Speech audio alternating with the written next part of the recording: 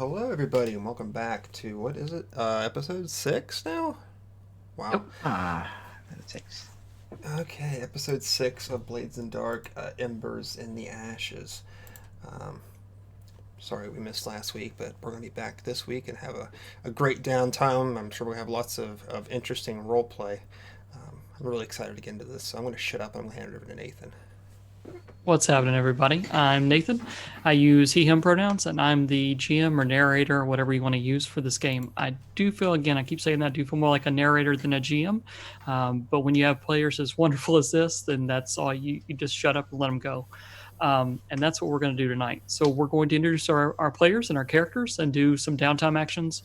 Last time we set a score where our group wanted to get another thing of turf, which was a spirit or illicit drug shop above the restaurant that Miss Corbin and Preacher ate at a couple weeks ago. And so they went a part of this. The shop's proprietor named Smoke asked them to come in and take over instead of the group that was there at the time. And take over, they surely did. If you have not watched that, I ask you to go back and watch that at some point in time and watch as chaos and mayhem ensues. And that's exactly what happens. So there will be some downtime follow up because of this. We're going to end, because we're playing Blades in the Dark, we're going to go to the downtime session and talk about what all is going on, mechanics, and get some what I guarantee is going to be great role play. So I guarantee it.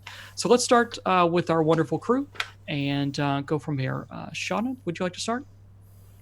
Yeah. I'm Shauna of Flying East. I'm she, her, and I am playing the group Spider, Miss Corbin, also she, her.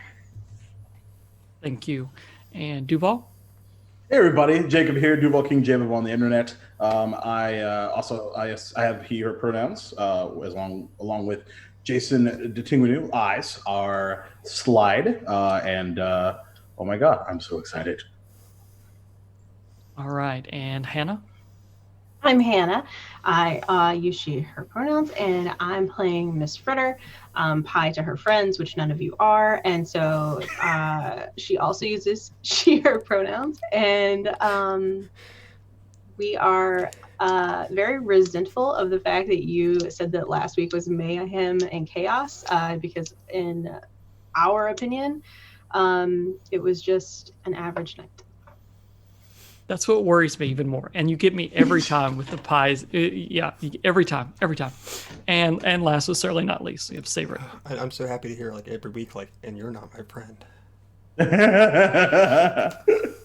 God, Hannah, Jesus. Hi, I'm Saevrick or Josh. I use he, him pronouns, and I am playing a person. Yeah, good person. Elias Darman, also known as Preacher, who's going to be the group's whisper. I talk to spooky, creepy things in the dark and stuff. Yeah. All right. So let's get in to some mechanics of the follow-up after our last session, and then we'll go into some downtime actions and what I am assuming will be some role play if I know this group at all, which I think I do a little bit now. So we'll go through the rules as they state. So we'll start with payoff. Smoke had agreed to pay you all 4 coin. So that's going to be a start with. Take that as you will. How would the group like to... what would you like to do? That 1 per, or how would you like to divvy that up? Cool with that. Cool with that? Okay. Everybody make sure you mark down a coin on your personal sheet. Sounds good. Actually. Yeah, consider I didn't get any last time. Hey, we won't go anything. That's not my fault. The GM passed it out and handed it out like candy, and some trick-or-treater took all the candy from the bowl before anybody else can get some. But moving right along. We also had, I believe, that we had a character grab a stack of money that was in Smoke's shop, where Basilisk, who was the lead that was unfortunately no more. He was sliced in twain. But someone grabbed a stack of coin before you all left. Do you remember who that was? Because I want to let you roll. Not me. No? I know somebody did. Was it upstairs? It was upstairs, yeah. It might have been Miss Corbin with the. Yeah. I think she grabbed Okay, so that's papers. fine. She grabbed papers, and it might have been part of the. I think so. coin. I agree with you. All right. I So, agree. Miss Corbin, will you roll me a d6? Let's see how much coin is actually in there. Two coins. 2 coin. All right. So it does. Hold on. And then when I also need a roll, I want someone to roll me a d6 for the track, the hound track profit. I can. You I'll want roll a okay? d6. Roll it away. Mm. 3. 3. Okay, so you all now have an extra 5 coin to split amongst the party how you all wish. I leave that completely up to you how it is being done. Miss So- Corbin, you have 2, Mhm. and Miss Fritter, you have 3. What are you doing with it?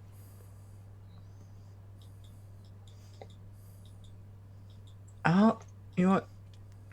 To be fair, if Corbin keeps hers and she's quiet about it and no one noticed, I would just distribute mine to the other 2 as well and just kind of give a passive nod to Corbin that Mm-hmm. she's got her due. She's good. Okay.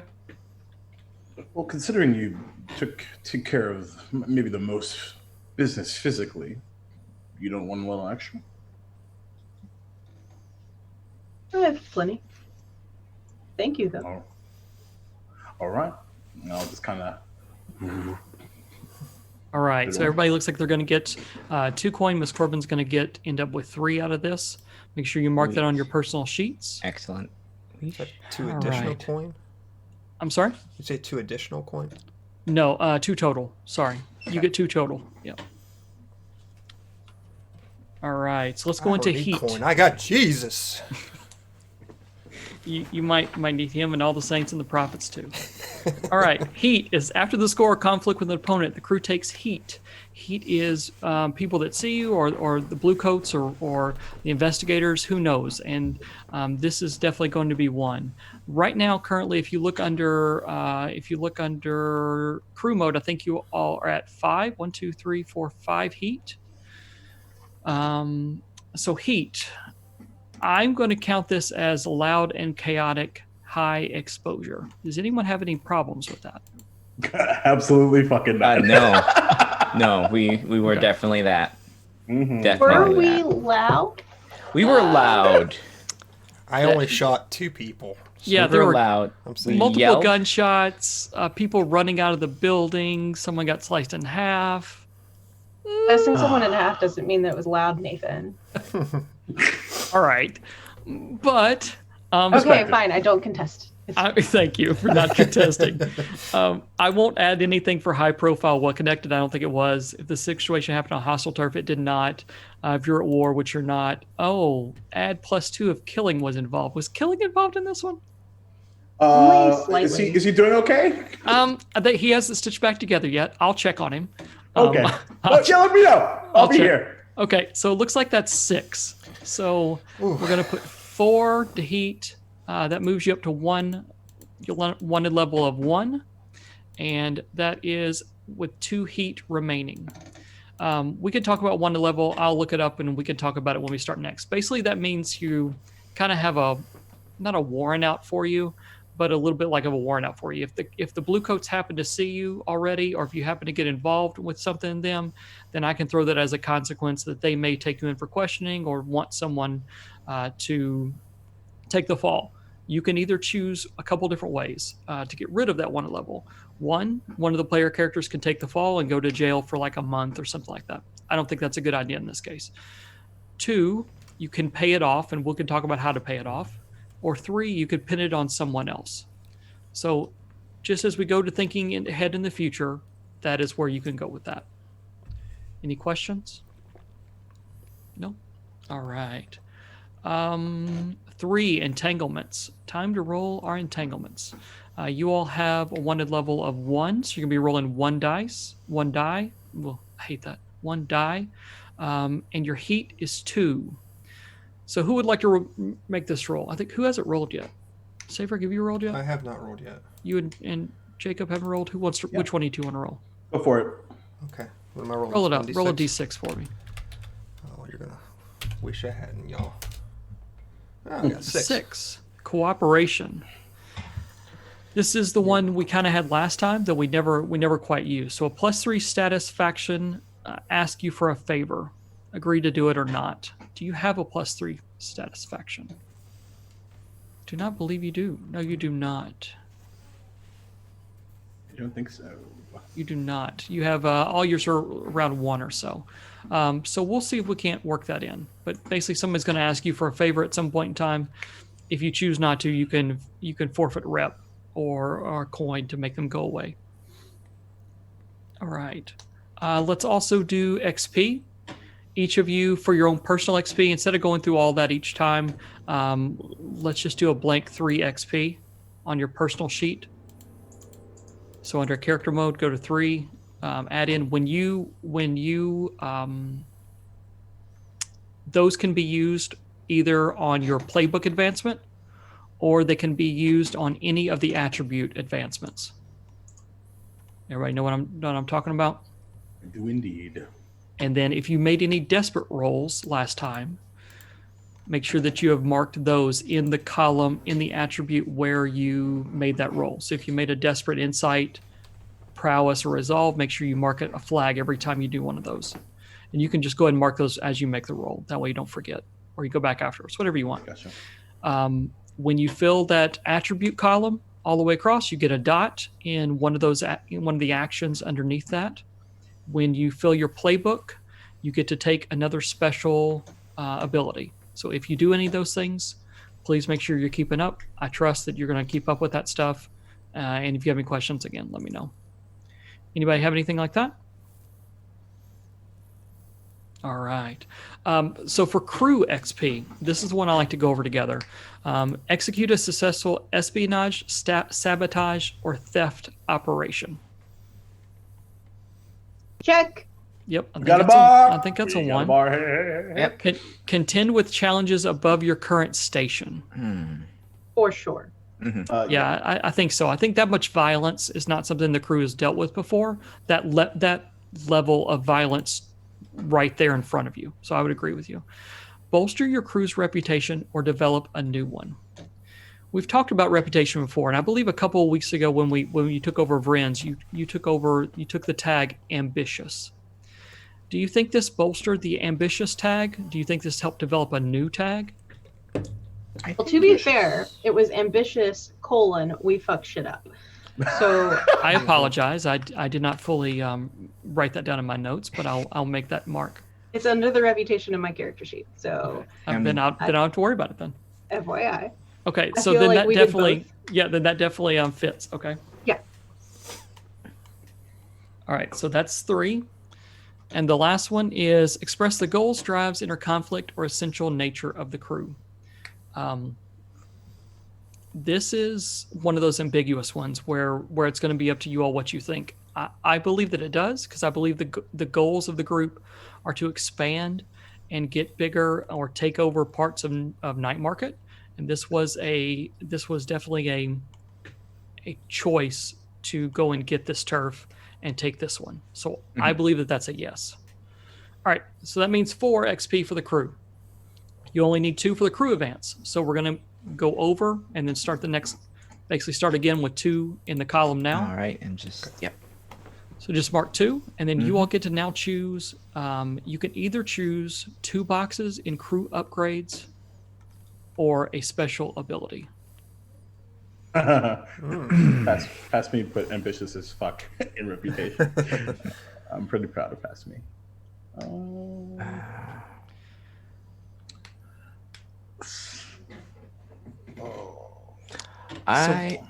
For those playing our home game, yeah, they have the ability that because they are shadows, they have the following special abilities. They have ghost echoes, which can do experience rituals or occults, and they gain the ability to basically see and interact with ghostly structures and objects, kind of like what the Whisper does now.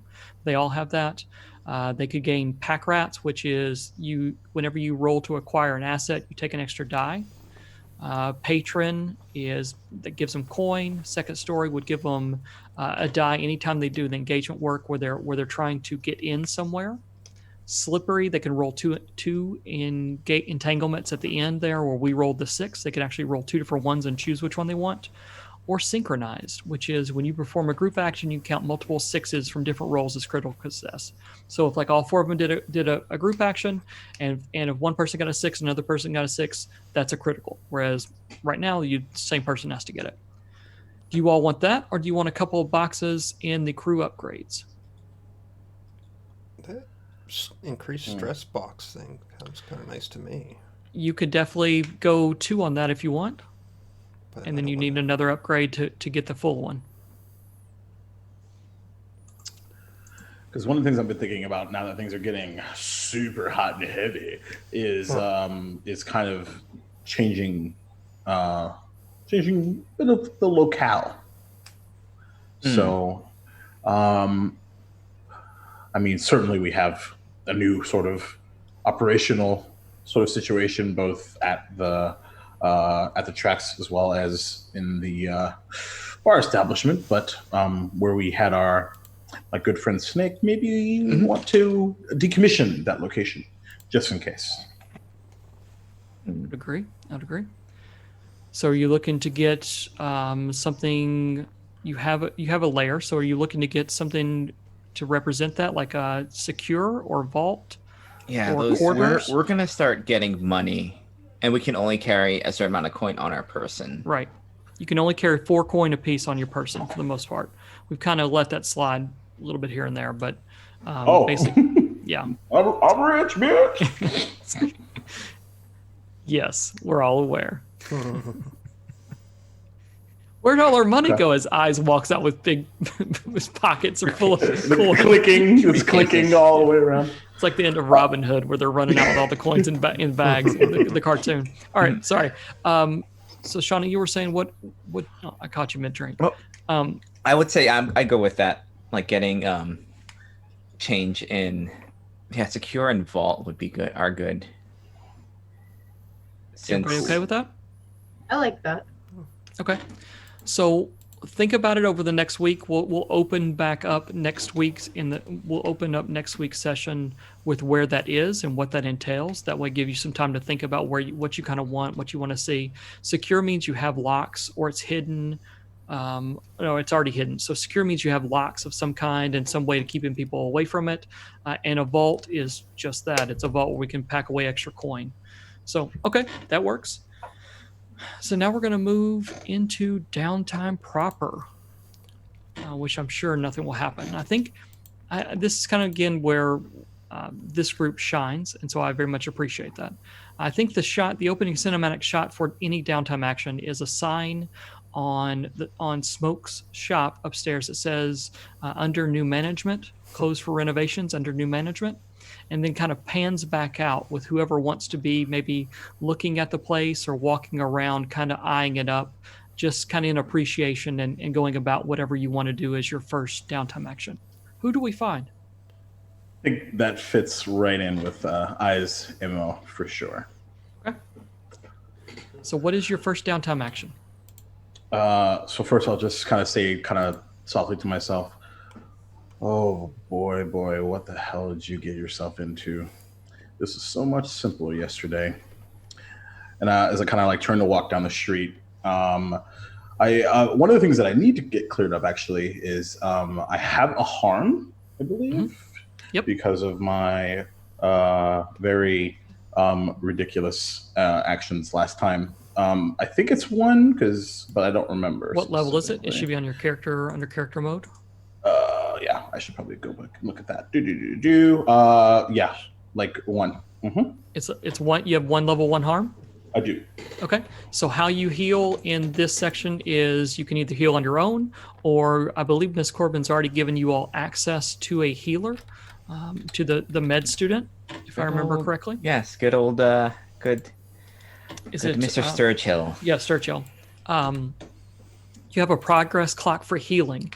And if you want to pay him a visit, he can roll. He was tier 2 because he rolled above you all. So he would roll 2 die. And according to that is how many ticks of the progress clock you will actually heal up. Is that what you want to do?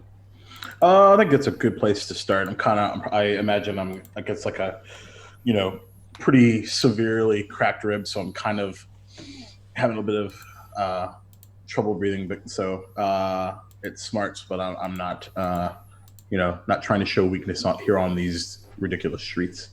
Are you at the hound track, or are you somewhere else visiting him? So from where the bar establishment is, I'm assuming I can get there. Absolutely, I don't know where it it's is. within a couple blocks. Basically, Okay, cool. Then I'll just walk. Yeah. Okay. Yeah. So at the racetrack, I believe Mr. Sturgill is waiting for you at some point in time, or you've kind of put ahead that you need to see him. I'm going to roll 2d6s because he's tier 2, and Right. let's see what we get. Cool. I got a 6. So that means you get 3 ticks on your progress clock. So under healing, if you tick 3 times. Got it. And once that gets to 4, basically everything moves down. So if you have a level 1 harm, it moves away. If you have 2, it goes to 1, kind of goes down. Kind of everything shifts down. So all right, that definitely does it for them. Got it. I imagine he's like trying to like set it like from under the just like, that's not. I don't think that's how that's supposed to go. Why are you doing it this way? I don't. Yeah, bedside manner is a little bit abrupt. He looks a little hungover. And was on probably a losing streak, so he may not have been as gentle as what you thought he should have, but he gets the job done and does it very well. Why did you have to? You could have just warned a guy. It's not that difficult. Yeah, warnings don't work. Nobody understands the pain until I have to set it. Plus, then they get you all fidgety if I tell you it's going to hurt ahead of time. I'd rather lie to you and just make you feel better at the end. To be fair, I nearly died. So any consolation would have been, or heads up would have been quite nice. Yeah, I think the bruise that is across your midsection and ribs and back is just that mottled yellow and just bad. I mean, it's like the green even. It looks real nasty. He gives you a salve and kind of sets your ribs and make sure everything's going to be in the right place, and get you well on your way. As you're walking away, you start to breathe a little better, and you feel the ribs and everything has set in a little bit better spot. Yep. Okay. So stupid. I'll just walk. All right. So who's next? Everybody at once. I can go if you'd like me to. Well, I guess I am. Okay. I can be next. That's fine. Sounds great. Where do we find Miss Fritter? Fritter is definitely going to be at home in her, bathroom. In Crow's Foot, yep. Her Crow's bathroom.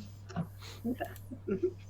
Okay. And I'm trying to remember what my clocks were because I filled my last clock. Your last clock was finding Ezekiah? Yes. And so I succeeded on that. So Yep, I don't you think I have a new one. Nope, you do not. Cool. I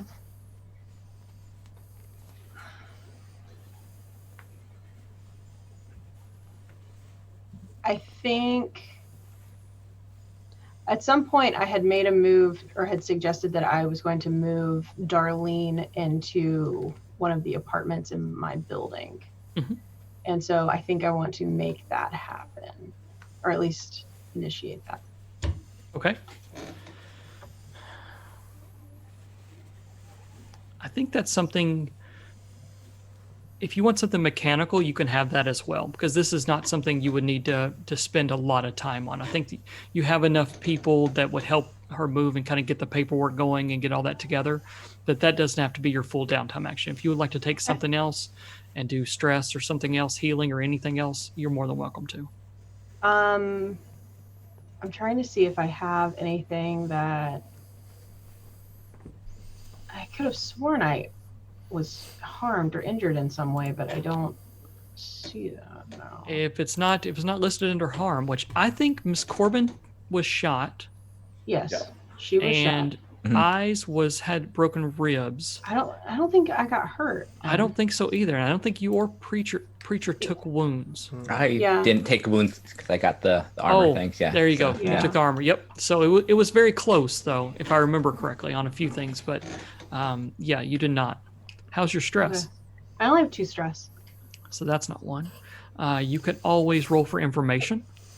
I remember she raged Let's so roll hard for she actually lost information. stress. What?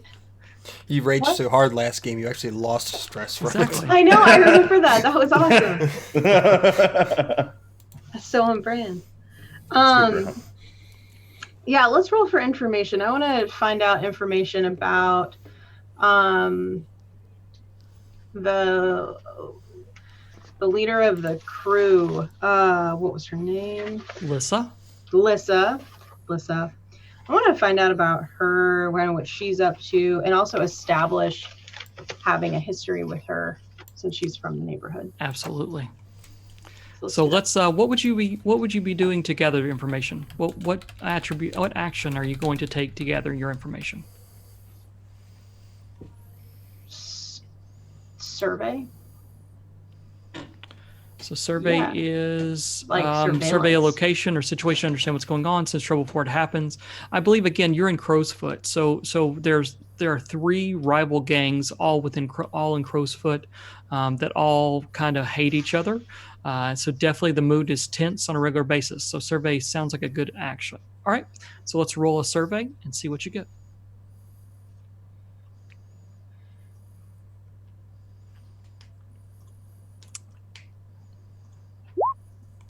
That's bad. Ooh. That's So not good. for the gather information rolls, what I'm going to try to do is 1 through 3 is 1 question answered, 4 to 5 is 2 questions answered, and a 6 is 3. You can also trade one of those for a D6 of coin rollage. Basically, someone tells you, "Hey, there's a stash, whatever here, whenever you want to, if you have one extra." So you have 1 question. Are you trying to find out about Lissa? Yes. All right. So what you find out about Lissa is that the crows are moving. Lissa has been recruiting mercenaries or street thugs wherever she can, that people outside of the normal people that the crows would take in. So she is definitely advancing on someone. You believe that it's going to be the Lamp Blacks. From that's what the kind of the word on the street is.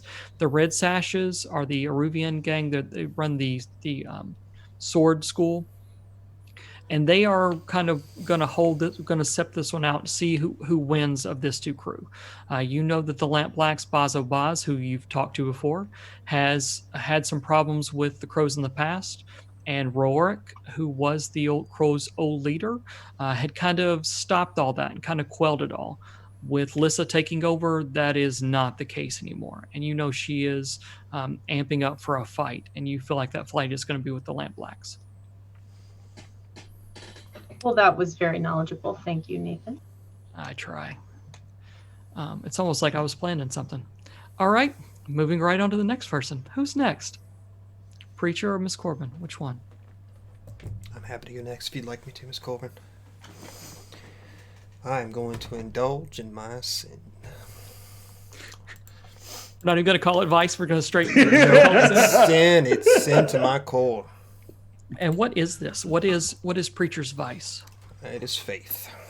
Faith. And so where do we find Preacher?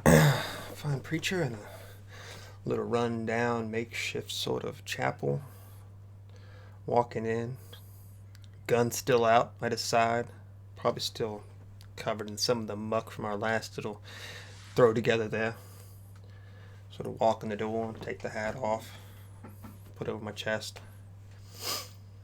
Excuse me, Mother. Sort of look around for Narya. I think she probably was cleaning up something. Something had tipped over, or someone had kind of gotten in there and run around. So she steps out from behind one of the pulpits or pews up near the front, and has her hands in a small bucket, and is kind of wringing out a washcloth and is washing off something from the floor. And she says, "Ah, Preacher, it's nice to see you again." Good evening, Mother. It was wonderful to see you again.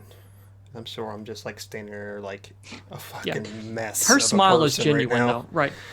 Quite honestly, her smile is genuine. She is, when you look at her, short, gray-haired lady who has on probably what was a black smock at one point in time, but is faded from use. And her calloused hands, used to work, used to getting things done, used to feeding others before herself. And so, but the smile she has is absolutely genuine. She says, "I haven't seen you in some time. You look like you've seen some things. Are you okay?" I've actually I've come to make a confession with you, if you have the time. "I always have the time, preacher." Sort of like take his hat off and Yeah. sort of motion over somewhere to sit. Absolutely, yeah. She comes over in one of the pews. She pushes stacks of paper away and sits down and probably sits and just kind of waits for you to take your time. And if you want to go into that, you can. If not, we can drop it here. Oh, I'm fine going into it. Okay. If you're cool playing it Yeah, out. yeah. Let's do it. Okay. She sits down and crosses her hands and arms and her hands, and she says, "I'm here to listen. Whatever you have to say." Sort of hold a cigar. Is this all right? Just to calm my nerves for a moment. That's the least of our issues here. Please go ahead. He sits back, and of course his face is highlighted in these hues as the flame lights and lights and lights until you can finally get the air flowing through it. Lean back, just sort of hold it.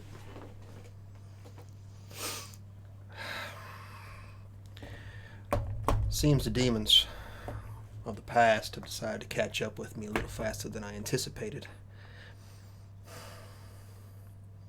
Do you remember my boy Ezekiah? See her eyes start to the right. She, small boy, mop of brown hair, looked just like you. I saw him, oh, was it nigh on a decade ago, maybe? Yeah, I mean, little son of a bitch of a kid. I have to say, and I don't know that I've ever said this to you before, but all that was my fault. You know that, right? I know parents look to their children's sins as their fault, whether they are or not. You don't understand, Mother. You don't. He's sort of like getting more agitated and sitting forward now as Yeah. he's talking. You see, I had a lot of greed and a lot of power in me back in. It was a little bit overwhelming. And I'd do anything in the world back then to get that off my chest. And that boy paid the price for it. He took on that demon for me. And I don't mean in some hypothetical biblical sense. I'm being quite literal. That boy took that demon from me. And I gave it freely. And now he's wandering around with it.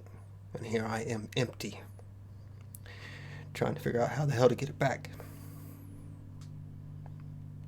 I'm not sure how to take that off my shoulders right now. Do you want the boy back or the demon? To be honest with you, I wasn't any good as a father. I wasn't meant to be one. I just want the kid to have a good life, and he can't have it with that in him. No. Better that I live with the sin than he does.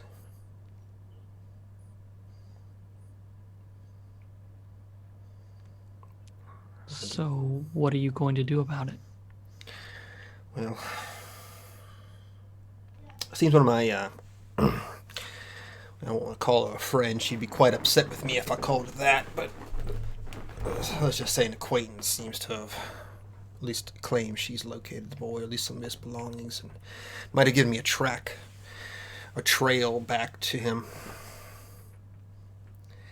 I'm just afraid he might be too powerful for me to take on by myself.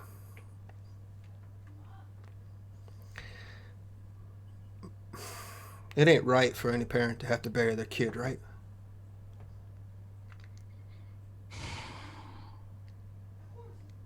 She sighs very heavily and just allows you to continue talking, because no answer is going to be what you need to hear. Yeah. I don't know if he'll give it up freely like I did. Maybe he's too good at heart. Maybe he don't want to do it to his poor bastard father. But, one way or another, we're going to get that kid. Get him safe. It's on the streets or in the grave. And I have to live with that choice, Mother.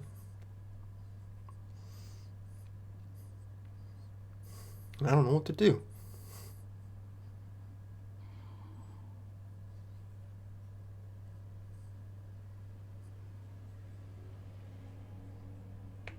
I know, you don't have any answers either.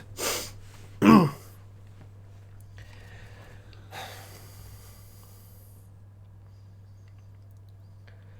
afraid of what my friends are going to think of me after I tell them this, and I'm going to have to tell them eventually. Are they your friends?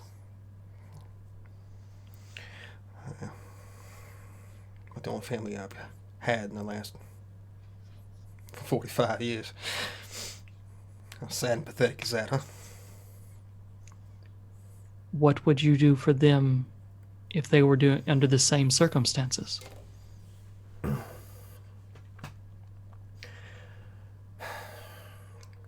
I'll probably kick their ass first and then help them back up. Then I would prepare for an ass kicking and a hand back up. You always loved it when you cursed, right? Just around you.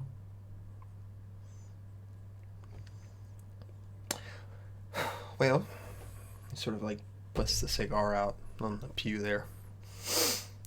I am going to go prepare for my ass kicking. And I'm going to continue to clean up whoever spilt whatever this is on the floor. You know, services, we have them quite regularly here. Yeah, I'll have to come back for that next time. Just come back to talk. Let's start there. I don't need to do any sort of Hail Marys or anything like that. No, forgiveness doesn't work like that.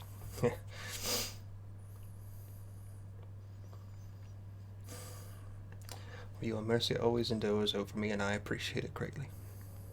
She kind of half bows and says, I only reflect the good that's inside of people. They just don't know it.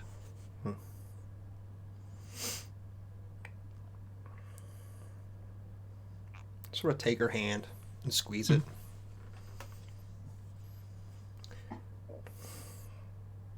Sort of nod to her, like not quite sure what to say. Yeah, I think it's that awkward, you've said everything, she said everything. It's just kind of that you almost don't want it to end, but you know it has to. It's a peaceful, it is a peaceful moment. And for Preacher, not one that it seems like you've had in quite some time. And she just says, we'll be here for you. And then kind of turns back and grabs her bucket and starts ambling back over to that stain. Let's see, sort of just like looks up to the front of it and does this little. Okay. All right. What is your current stress? It is 5. 5. Okay. You go ahead and roll Indulge Vice, and what that's going to do is that's going to roll a resistance roll against the attribute with the least resistance. Let's see what you get. Oh. Oh my. Oh my. So you overindulge. Yeah, I do. And you get to choose one of these. Attract trouble. You can select or roll another engagement. Brag gives you +2 heat. Lost, which is play a different character. We don't want to do that. Or tapped. Your current purveyor cuts you off. Find a new source for your vice. Quite honestly, I think narratively the Lost, not because she cut you off, maybe that moment is just too pure. You sense that you found a kindred soul that you could just sit and talk to, and that may frighten you, or that that I'm not worthy, or why is this person acting the way that they were almost too nice to you. So you may just avoid this place and her for a little bit while you figure out what's going on inside your head. you were maybe prepared for her to yell or scream or tell you how bad you are, or any of the things that she did not do. And that just kind of throws you for a loop. But you get to choose. I'm just kind of saying, hey, this story-wise, that makes sense. That makes perfect sense to me. Okay.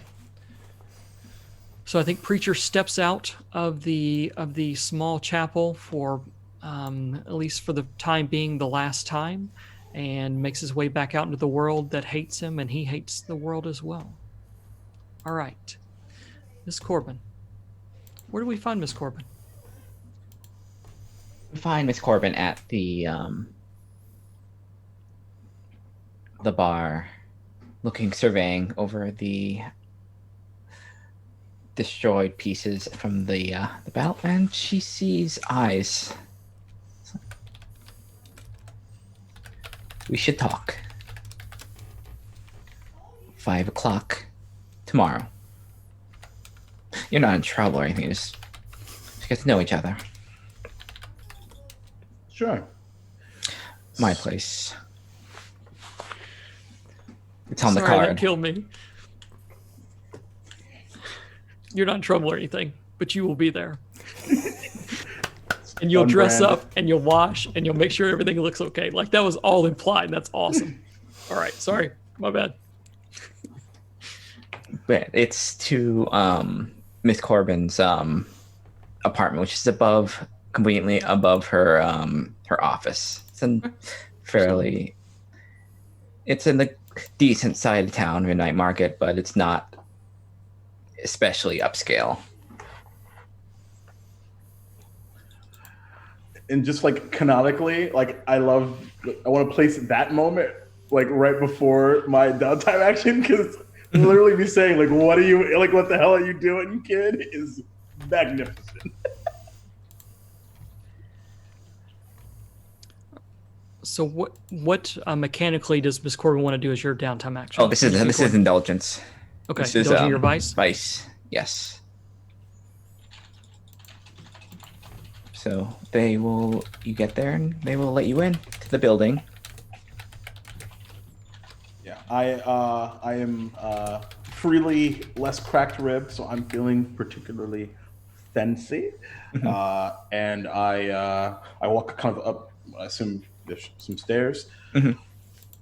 So Miss Corbin, I have a very important question. How do you take your wine? In the bottle, or do we glass and then pretend like we're actually going to drink it out of the glass and then drink it out of the bottle, or like where do you want to go? Either way is fine, but I thought about such a good score. We all got out. Little bump here and there, but I got some good stuff from Aruvia. I figure it's a little too good to indulge on my own. Drink smoke? Well, absolutely. I'd be happy to. So she will let you in to her apartment. It's nice. Decorate. I imagine that Eyes has a good read on things. It's a little bit too cozy. It's too much what it should be. And there's not a lot of use out of it looks like. And she'll bring out that it's still a little unusual because she might have implied for you to dress up, but she is right now, her hair's down, she's in her house robe, basically. This is as casual you've ever seen her. And she will go back into her office and get the drink smoke, put it on the table. And she'll sit down and just gesture for you to sit as well. And I join. How are the ribs? How did my assistant help you? Oh, worth it? More than good. Painful as hell, but more than good. I will say we had a bit of words. His bedside manner, 0.5 out of 5, but they're good. Good. Yeah, all right. Hoping for that. He has quite a bit of a gambling problem, but promising. And if he does good work, might be here for the long term, depending. I mean, after all, we are in control of his debts at this point. We Which are do like sizable. gambling problems. Hmm. You're really, really, really good at helping with that. Yes, he was very close to getting his legs broken by the previous owner. And since helped him out, and convenient enough, we are in charge of that, so we'll see. Speaking of that, how about you? Getting shot, man. That wasn't the first time. You come prepared after all. Good thing. Of course. I must say, I didn't think that I could assume your badassery more, and then you get shot and shrug it off. You continue to blow me away. She'll smile. That's like, good words. I was here to. Like I said, no one's in trouble, or no, there's no ill. Just want to enjoy our latest score, but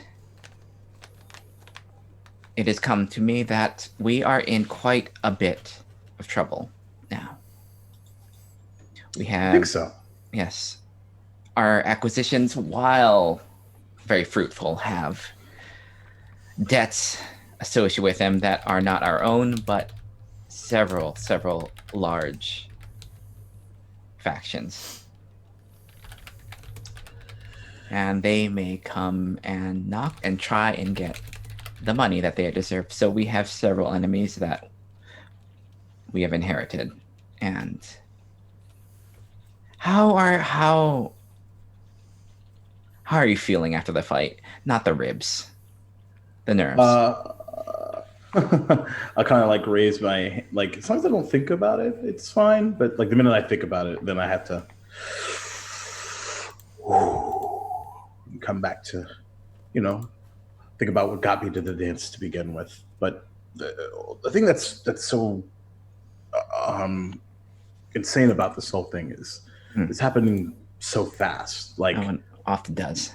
This was plans we had 6, 8, 9 months from now, and happened in weeks, and more than that, well.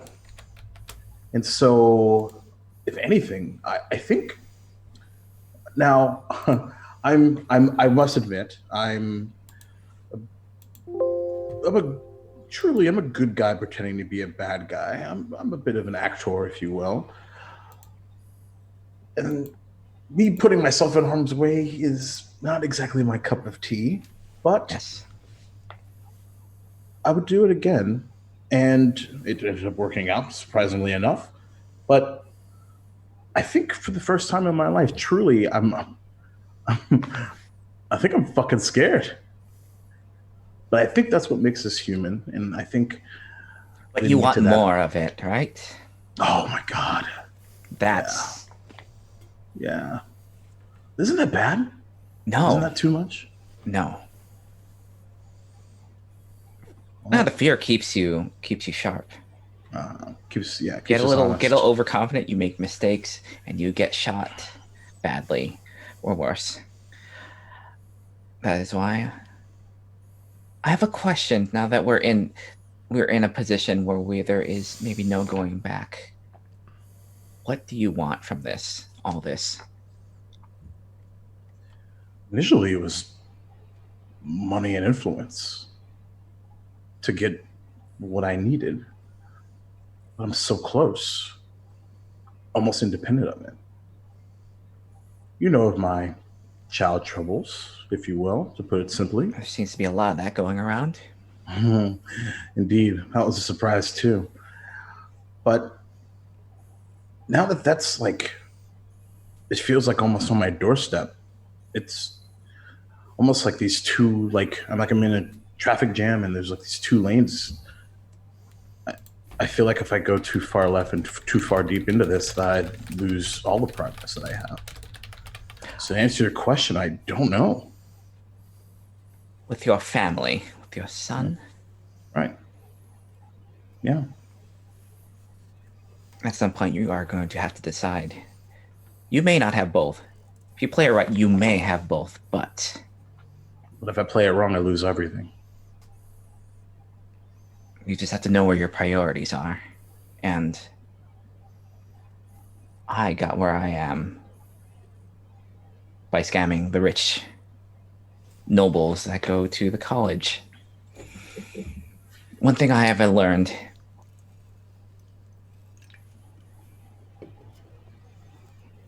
having an heir, having family is sometimes a burden that keeps you back. I kind of like my eyes kind of pulse a little bit and get like almost into slits.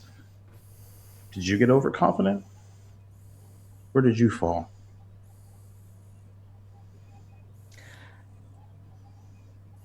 I suppose it's sooner or later. You can't fall if you started from no place else than the ground.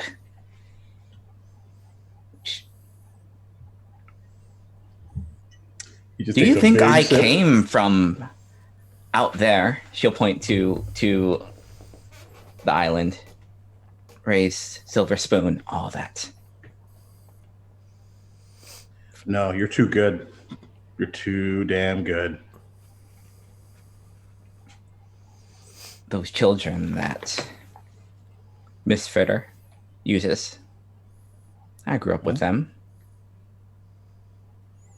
Worked my way up.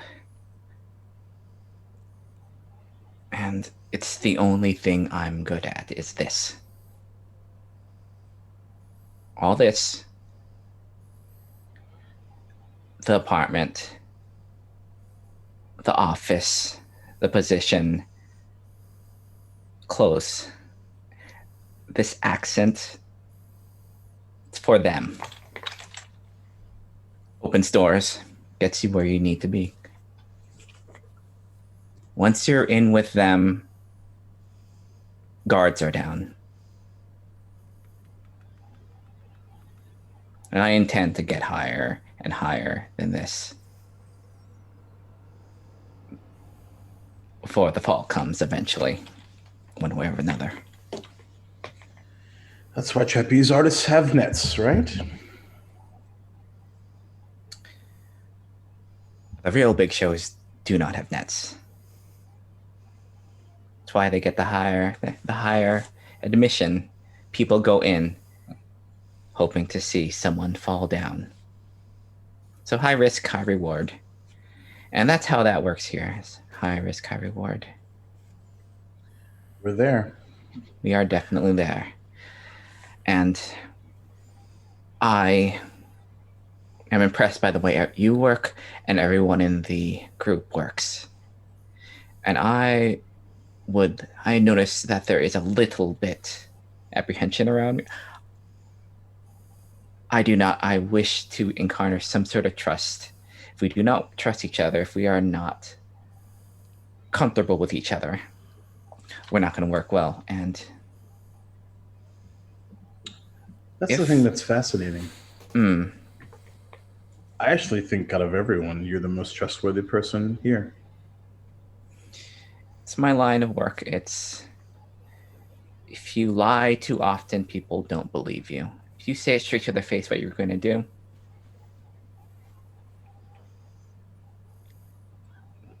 well, from one lie to another. Each in our own way, of course. Everyone, it's all style. It's all style. Everyone has their own. It's complimentary. Everyone is complimentary. All right. For the big show. Yep. I think there's a toast. Higher and higher. Absolutely. A toast and a few drinks. Miss Corbin, why don't you go ahead and roll your Indulge Your Vice? Okay. Excellent. How much did you have before? How much stress did you have before? 6. All right, so you're clear of stress. So we have 2 people clear of stress. Look how great that's worked so far. Oh, wait. Good. Dream powder. Absolutely. All right. So making our way back around. Eyes. What is your next downtime action? So eventually I leave Miss Corbin's And I kind of come downstairs and I'm starting to think of something about the artifact that I haven't really utilized yet. Absolutely. And I'll kind of spin it around a little bit. You and I need to get acquainted. And I am going to spend some time to training. Okay. Do you want to train, or do you want to train mechanically, or do you want to set up a long-term clock to figure out what this thing does? I'll set up a long-term clock because my first clock is full unexpectedly. So sure, let's do Okay. it. So your first one's done. So let's set up. Let's do a 4-turn clock. Okay. And what are you going? What action are you going to use to figure out what this thing is and what it can do? And mechanically, we'll figure it out throughout the week, kind of what it is, depending on this and what you want to make it. Okay. I would like to oh this is risky because some people don't know I have this, but I'm gonna do it anyway because it's fun. I'm gonna try to sway. I'm sure there's some folks that I could get in contact with that know the details of artifacts like this, whether they're on the more autistic side or whatnot. People know people. Probably Absolutely. spend a few time. I expect to find something like this at the racetrack. While it's my turn to watch situations over there. So Okay. yeah. So there is someone named Benton. So Benton is an older person, and you can choose whatever pronouns Benton goes by. I'm totally cool with whatever you want to make. Benton is an older person who is known to go out into the Lost District. That's the district that's outside of the lightning barrier to the north. It was once a part of the city, but because of a plague that spread out, became the Lost District. It is kept up by spirits at the moment, and whatever infernalness runs out in the Deathlands. And Benton has supposedly gone to the Lost District before. Basically, think of like an archaeologist or something. So Benton has just come back from a big haul. What does Benton look like? So she will actually kind of be kind of an older, kind of almost grizzled, probably someone in her kind of late 50s, early 60s, with these dark green piercing eyes, and maybe we go, a bit of a ways back.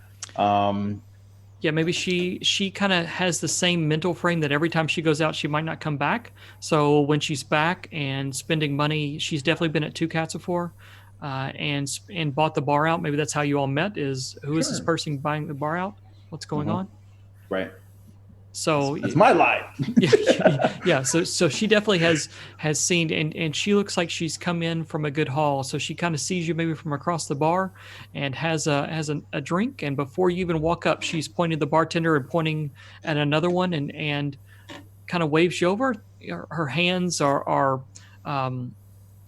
a little crooked with arthritis, working hard and digging and running and doing, which is in very good shape for her age as well, or for any age. She's in good shape. So she looks at you and eyes, how are you doing? My darling, it has been quite a while. It has been. What have you been up to? Probably the adjective I would use is eventful. That's an adjective, right? I think so. In my line of work, eventful is sometimes good and sometimes bad. Is it good eventful? I'd say so. Dangerous, but eventful. Yeah, absolutely. Fun. Are you sure we're not in the same line of work? Have you been out in the Lost District? No. Would you like to be? Is that why you're coming over asking me? I've always asked you to go out with me. Maybe next time, and I'll kind of just and put it on the table. Yeah, she's going to take a drink. She's going to take a drink, and as she takes the drink, she kind of sets the drink down, kind of moves it to the side, wipes her hands really good. Yep, that's what I thought. Can you put that on the? Can I see that? Careful, you never know what could happen.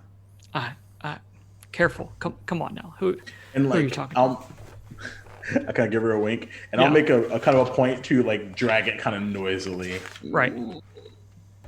She's like, boy, doesn't know how to treat this. And you say she takes it out like a craftsman holding a dagger. She takes it out, flourishes, and puts it up against her arm where it can't cut her, and begins to look it over. And she spins it around the other side, and she goes, "This is the real thing, yes?" And slips it back in the sheath. I'll tell you about a couple card games I won. Card games, you say? I heard this was at an auction a little while back. What was it? That's what I hear. Maybe it wasn't this one. Maybe it was another one. I had a right to go in and take a bid, but I missed my night. I heard that I didn't actually miss much at all. It was a quiet night, as a matter of fact. No parties, no craziness, not at all. Nope. Parties, yes. Anyway, not my style. I suppose you want to know about it since it's now in your possession through a card game. I believe that would be a great assumption on your part. All right, so let's make a roll and see what she knows. Okay. So go ahead and roll sway or Alright. consort. Actually, this sounds like consort. Are you? I mean, are you better in sway? Is that where you're using sway? I am better in sway. Yeah. Okay. Yeah. Up to you, though. I'm cool. No. That's fine. Sway someone with charm, logic, deception, disguise, or bluff. So, it's fine for sway. It's fine. Okay. Yeah. All right.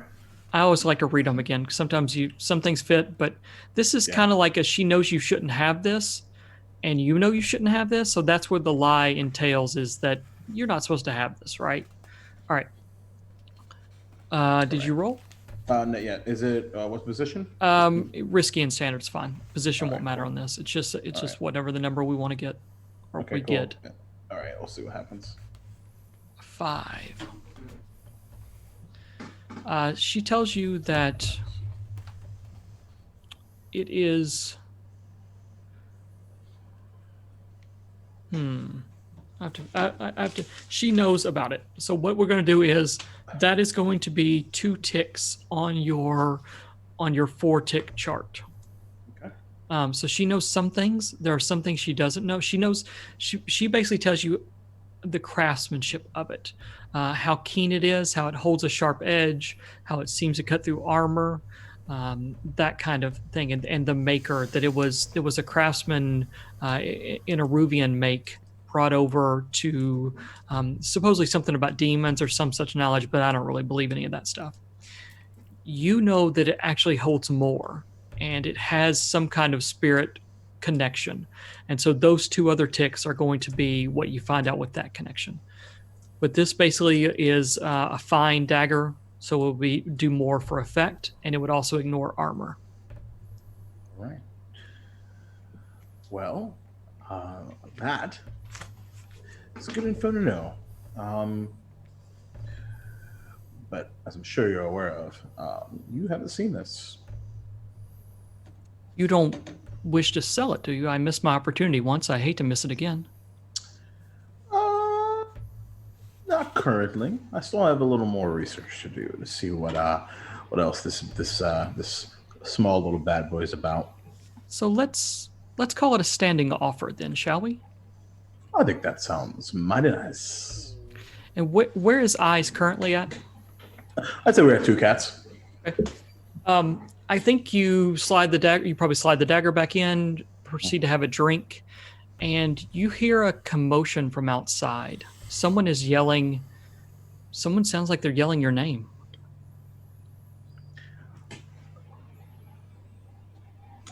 I'll wait another tick. Take another sip of my beverage. It gets louder, and it is a voice you recognize as Darlene.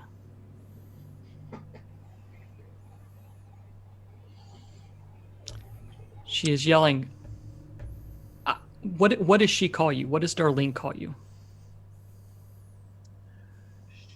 Her pet name for me was Dad, but And when she was probably angry? Jason. Yeah, when she was angry. Jason DeTinguinu, Okay. very loudly. Yeah, you hear screaming, Jason DeTinguinu, get your ass out here right now. Get your and then a string of expletives that I don't even want to go into. And the bartender kind of looks over at you like, you gonna take care of this? My bad. All right. She's outside standing in the middle of the street screaming your name. What's the weather like outside? It's dark like it always is. It's cold like it always is. I would say this is probably maybe right at the hour where the fog rolls in at night to kind of signify the nighttime. So there's Okay. a heavy fog around. People are getting off of work or going to the bar to hang out for a little bit. So it's not busy outside, but it is a higher traffic area. Right.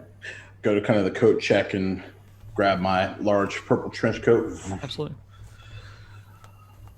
And I'll kind of like lean into the door, like, and kind of open it as like, and like while leaning in. You know, it's not polite to shout, dear. Polite? You want me to be polite at a time like this? What time is it that you're referring to? I mean, happy anniversary, by the way. It's a bit early. Fuck that. Couple days. Oh, Where's my kid? what do you mean? Where's Joseph? You have him. Where's- Where is he?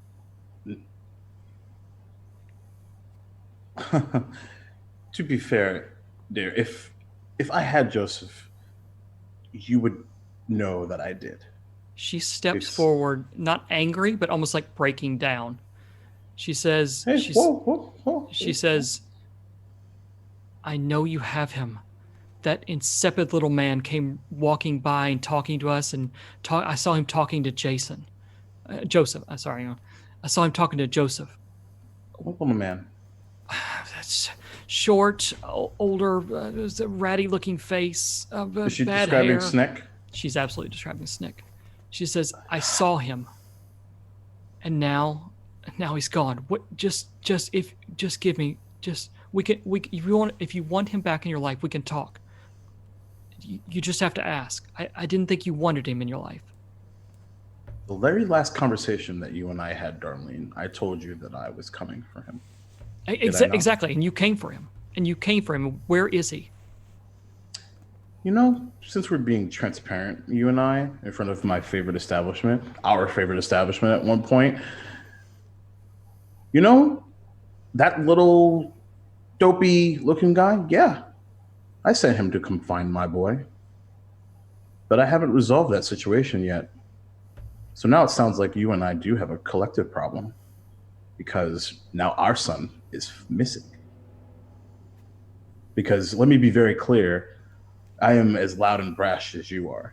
You would be, if I had him, you would know.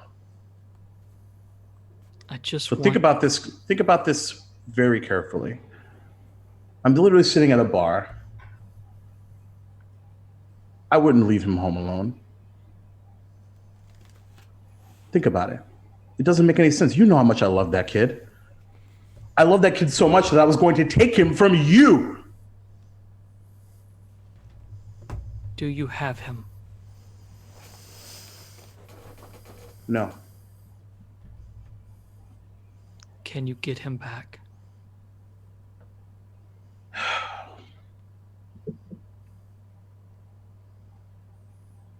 Tell me everything about the last time you saw him. Okay. So I think the scene shifts and she's walking into what was her favorite place at one point in time, sits down and begins not breaking down, but she's trying to remember every vivid detail of what happens. And it basically turns into he went to a friend's house to play. She went to go pick him up, someone that she trusted, and they said someone else came in and asked for him, and they went outside or something like that, and he disappeared. So he was not there. But the last time she saw was with Sneck or Vryn. Okay. Were they interacting together? Where we can take this offline if you want to. Yeah. I'm just Basically she says no. What she saw is she told him to stay away from Vryn. She saw Vryn hovering around. She saw Vryn kind of coming back and where he shouldn't be, and then basically pointed him out, said don't be around him or whatever like that. And so then she sent the two kids to go play somewhere at the other kid's house or something like that, and then he never came back home. So she went to find out, and the other boy ends up saying this man and describing someone looks like Vryn came and talked to him, and they thought they were going back to you, blah blah blah. So yeah. So Vryn has Joseph. All right. Who's next? I believe that was Miss Fritter. Yeah. Nathan. I love it. Am I getting a phone call or something? Or What do you mean? carrier pigeon? Something indicating that there is malfeasance afoot? Oh, there will be. Don't worry about it. This is time is mutable. So this may be what you're about to experience. Maybe hours or days Concurrent, in the past. or- Concurrent. Who knows? Yeah. That's what. Okay. Where do we find Miss Fritter? Are you still at home? No, she was gonna go see Buzz, Okay. About. but checking in, Yeah. as old friends do. Probably buying him out. Seeing if she can take some controlling shares, see if he wants to take a long vacation. Just kind of on the information she has that she thinks that Alyssa is going to make a move. She's going to preemptively try to not warn him, but present him with an opportunity. Okay. So Bazo is at, so again, he's in Crowsfoot, which is not a nice part of town, but yet in the Lampblacks area, Bazo is known for enjoying whiskey and is a whiskey connoisseur 100%. And so he has a few nice places that he visits on the regular that do small batch whiskey with different types of things, whatever they can make it out of. And so he is at one of these locations when you have asked to meet him or when you happen to run into him, however Fritter takes that. Fritter is going to show up, having sent a note along to him earlier that in code that she intended on seeing him. Okay. She's going to show up with a pie. Okay. And his favorite, of course. Of course. And she's going to just take a seat across from him and kind of like gently rub his shoulder and say, "Oh, friend, how are you?" Yeah, so you're in the Leaky Bucket, a small place, probably holds 10 or 15 people at max. The bartender's name is Old Man, and he's literally been here since the Leaky Bucket has been established. Known for their great whiskeys that they basically only give to people they know, and the cheap crap they give to everybody else. Bazo is sitting in there in his little two-person table. There are Lampblacks at the front entrance, and you assume there'd be Lampblacks at the back entrance, as Bazo doesn't go too many places alone. He doesn't have a huge crew with him, but he does have enough to be protective so that something silly doesn't happen to him. Bazo is a large man who has seen his time be for a long time. He's probably in his late 40s and lived a hard life. His nose has been broken several times, large knuckles and scars from fights and things. He probably has a couple different scars on his face and wears a tired, haunted look about him. But he has a fine whiskey in front of him, and he sits down and he tries to stand up. You hear his knees pop when he stands up, and he says, "Fritter, how are you? How are you?" I'm okay. I had a fitful night and I was concerned about you. I wanted to come and just check on you. I thought of your mother recently and it stayed with me. No, it stayed with me for quite some time too. If this is about the Hound track, don't be feared on it. I was able to make up my losses and move right on. I'm doing okay. Is that? No. I'm not worried about money. Nothing that pedestrian. Well, I didn't think so, but I have to ask you, How are you though? As a person? I am tired. I am tired, but I feel good. We have a good group. In the Lamp Blacks, we are actually trying to do some good here, like you've suggested we do. We try to look after people, not like you do, but in our own way, of course. And they have you to thank for that. For without you and the talks we've had, I would still be busting kneecaps every opportunity I could. I do No one miss. quite does that quite like you, so Well, I do miss busting a kneecap, but soon I hear that maybe I'll get an opportunity. What do you hear? something afoot. You know how things go. Everyone wants to be up in arms over everything, especially here in Crowsfoot, where we can't walk 3 foot without seeing someone from another gang. But word on the street is that Rorik's out from the Crows, and I don't know what that'll mean. I have heard that. I don't know either, but it is feeling a bit crowded these days, and I fear that someone is going to make things difficult moving forward for probably all of us. I don't know that for sure, of course. This is all just my dreams and things I've noticed, but I just want to make sure you're okay. If you want to take some time, take your boys out of town, go for a nice vacation, I feel like you've earned that. I'd be more than happy to foot the bill for that, just for you to regroup and come back stronger than ever. I think he has a smile, a wry smile on his face, and yes, I've sat across from people before and told them their time is up, and they need to move on. I don't think that's what I mean exactly, dear. I know. No, it comes across different. I don't doubt your intentions. I just, honestly, Fritter, we're doing some good. I know. And for once, I don't feel bad when I get up in the morning. I mean, physically I do, but mentally, I'm not as, the nightmares aren't there as much. I look and I see people wearing the coal black with honor. Honor. Lamp Black's honor. That's not something I think I would ever say. But they are. And I can't. If something's going on, you know I can't leave them or these people right now. I know. But I can't die and face your mother knowing I didn't try. No. She is watching, ever present, and knows we both tried. There's no. She can only be proud of what I've done, and a large part of what I've done is due to our talks. Because after her, it was going to be very bad. But I remember. But there are times when you see the light, and even in my older form here within the gang, I can still do some good. She's going to take a very resolved kind of, okay, and she'll stand pushing the pie towards him, and she has it covered because she doesn't want his boys to see that it has marshmallows on top of it. Yeah. And that's his favorite, and nobody's going to know that, but he definitely takes a little peek. Yeah, he'll know. Oh yeah, he definitely just barely peeks up the edge and is like, oh. Right.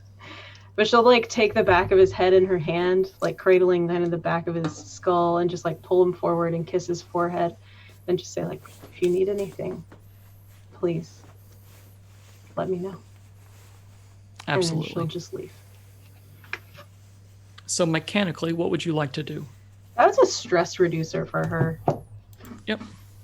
Because that felt like almost like she owed a debt to the dead that she was repaying. Yeah, I think that's definitely stress reducer. Yeah, so what do you want me to roll? I think that's could be, where are you at stress-wise? Just a 2. I think that's going to be like a hobby. What you treat like a hobby is you just do something that's good for yourself, and that reduces it by 2. Okay. So I think that's perfectly fine. So we find Fritter leaves the leaky bucket, which is up in Lampblack territory, and so basically on the map, the Lampblacks head to the west side, the leaky bucket's to the north, and the Crow's Tower is in the middle of the ward. Where are you going? Home. Do you go straight down the middle? Yeah.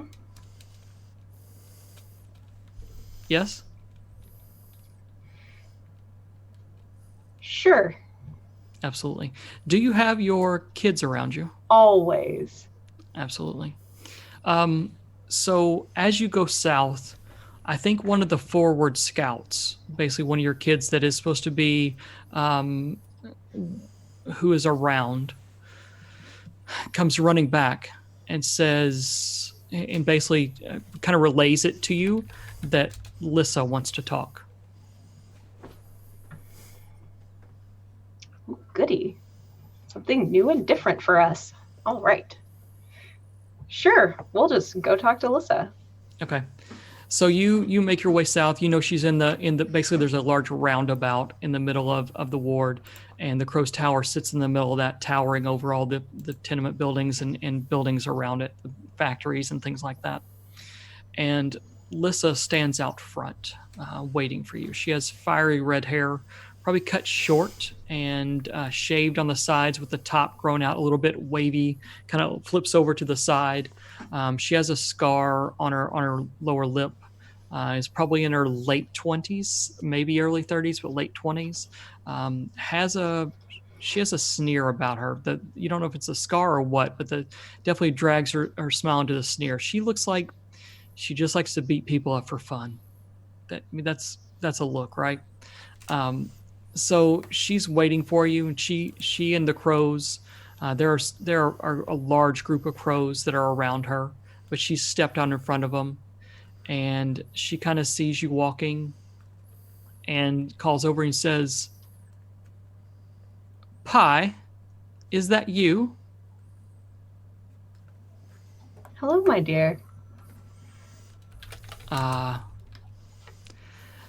it's been so long since I've seen you. How many years? I don't know now. What? It's got to be at least 2 or 3. Only 2 or 3. I believe so. I've been out, doing work, and you've been stuck inside your hole or whatever it is that you do. Knitting, or what is it that you do? Knitting. Knitting. That's right. That's what I thought.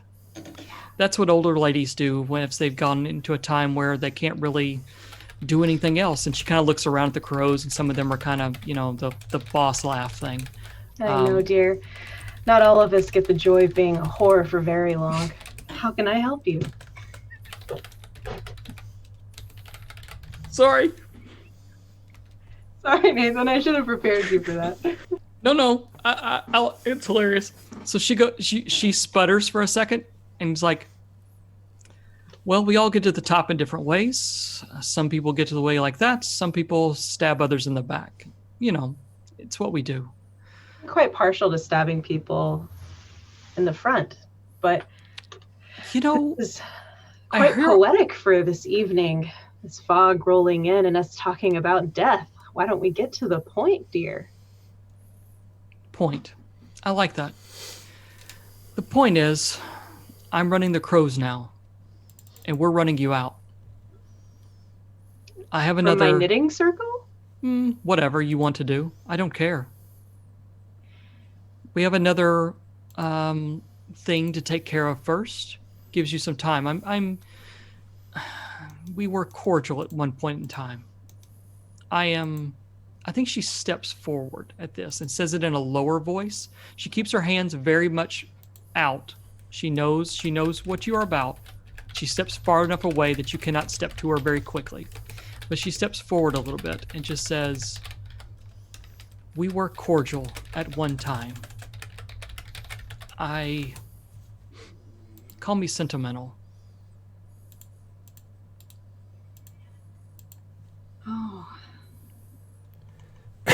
think cordial is something that they make candy with, honey. It is not something that we have ever been.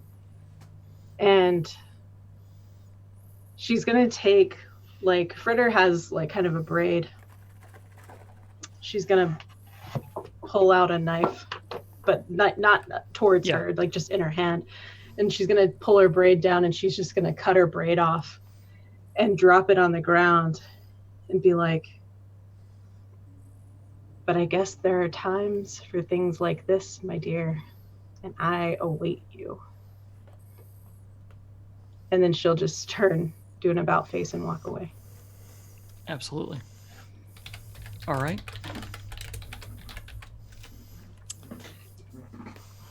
Who's next? Is that Preacher? Technically, I don't know if I can follow that up, though. Damn. So where do we find Preacher? Actually, I think I need to go talk to Flint, who's Okay. a spirit trafficker. Last time I'd spoken to this little spirit's been haunting us since our first score, or at least been haunting me since our first score. He brought up something called Spirits of the Damned, if I'm not mistaken. That sounds right, yeah. Which I think maybe not just some clever symbolism. So I'd like to go speak with him and see if maybe we can figure out a way I can go contact these people. Okay. You find out that, is it Fenton? Flint. Flint, okay. Flint. Ooh, I hit my mic. Flint is actually at the track. And he is... Sorry, let me get my notes. No, good.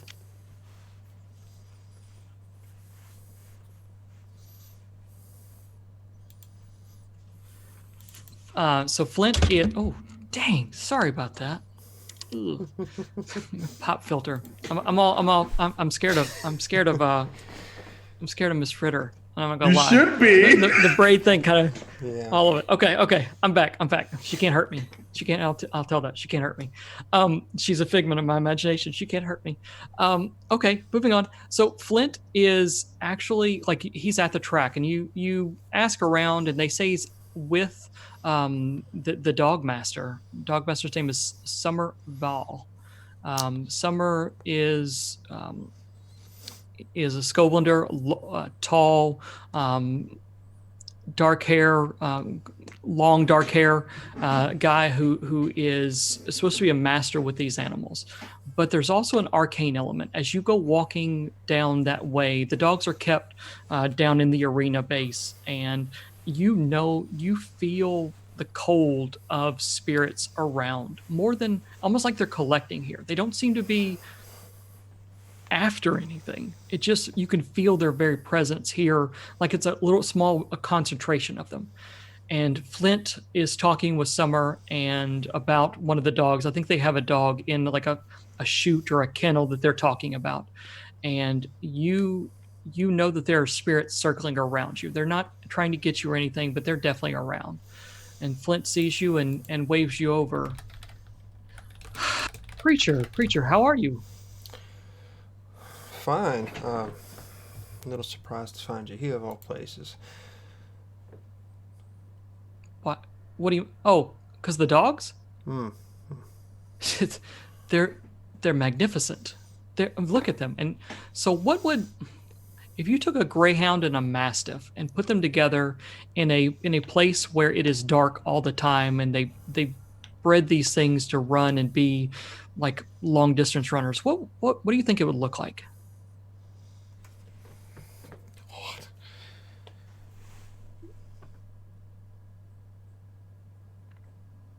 Imagine like this, like dark furred, like, and probably like pale eyed, if they're used to seeing better in the dark. Yeah. They're not so acclimated to the light. Mm-hmm.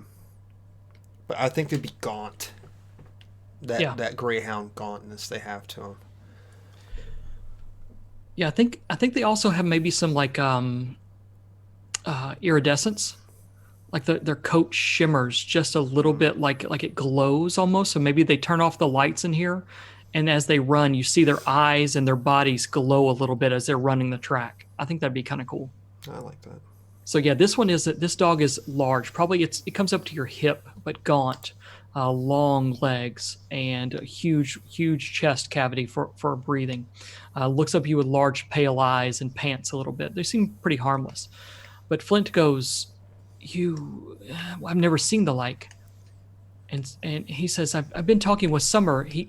They breed these dogs to the north and then bring them here. They're spirit dogs, like spirits inhabit the dogs. That's why they can run as long as they can and do the things they can. It's the dogs allow the spirits in. The spirits allowed to be used, and they both go their separate ways. There's no using here. It just, I guess it allows the spirits to live for a little bit, and the dogs gather off that energy and are able to run faster and do things. It is amazing. I was just talking with Summer about what it is. What you mentioned that you wanted to see me. That's why I came here originally. I apologize. What can I do for you? Well, wasn't a banter about like symbiotic relationships between dead things and living things. Reacher, too serious all the time, and I think he walks away from. He kind of pets Summer on the shoulder and kind of walks over towards you, maybe a little bit to create some distance so you all can talk. Are you making me some money then, huh? Are you here to help me make some money at this track? I can. I mean, if that's what you did, you come down to ask about money? No, not necessarily this time, at least. Listen, you ever heard of the spirits of the damned before? All right, that sounds like an action roll to see what he knows. What do you what attribute are you using to find out his knowledge base? To find out his knowledge base? You know, it's the roll. It's what I give you. Yeah. Gosh, probably nothing I'm good at. No, but I mean, are you consorting with him? Are you commanding him? Are you trying to sway him of some kind? Are you trying to lie to him? What is this, an old friend? Is this, you tell me? Are you trying to study him? No, he's a friend of mine, so that's probably more of a consort, I think. Yeah, I think so. Okay. Just gotta make that roll. 3. 3. He says, I don't. Again, that's a failure on a D6. He says, I don't know spirits of the damned. I don't know much about them. Or what? I mean, what do you mean? Are they like? Are they spirits? Or is this the literal spirits of the damned? I mean, the spirits are everywhere, and you can sense their presence all around you. Is that what you're talking about, or are you something more literal? Something more literal. I don't think they're just this cute name, you know, spirits of the damned. This is just that would be too commonplace. I think this might be some group, something hidden. And the source of this would be a spirit itself, which gives me more cause. Can you at least point me in a direction I might be able to go forward? Yeah, I have a spirit warden contact that would meet with you. They keep up with all of the new. Any new activity, any new the religions pop up like mushrooms here, and he kind of points down the ground where there's a bunch of mushrooms. The old religions pop back up, but if it has any weight, he would, or they, I should say they. I apologize because they always wear those masks and the outfits and everything. He owes sorry, that's me. They owe me a favor. Do you want me to set up a meeting and let you meet with them? I'd be obliged to that. How reliable Absolutely. and how quiet can they be? They're the spirit wardens. No one's seen one of them in the flesh since they began. No one knows who they are or what they do. No one knows who they are or why they do what they do. They're like immortals. Discretion is what they live by. This is all boiling down to some real serious shit. You understand that, right?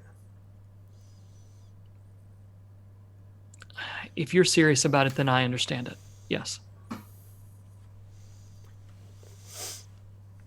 Don't get too close to them dogs either. Some sort of spirit might try to hop in one of them. Flint says, if it'll make me run faster, I might take it for a spin. Do you walk away?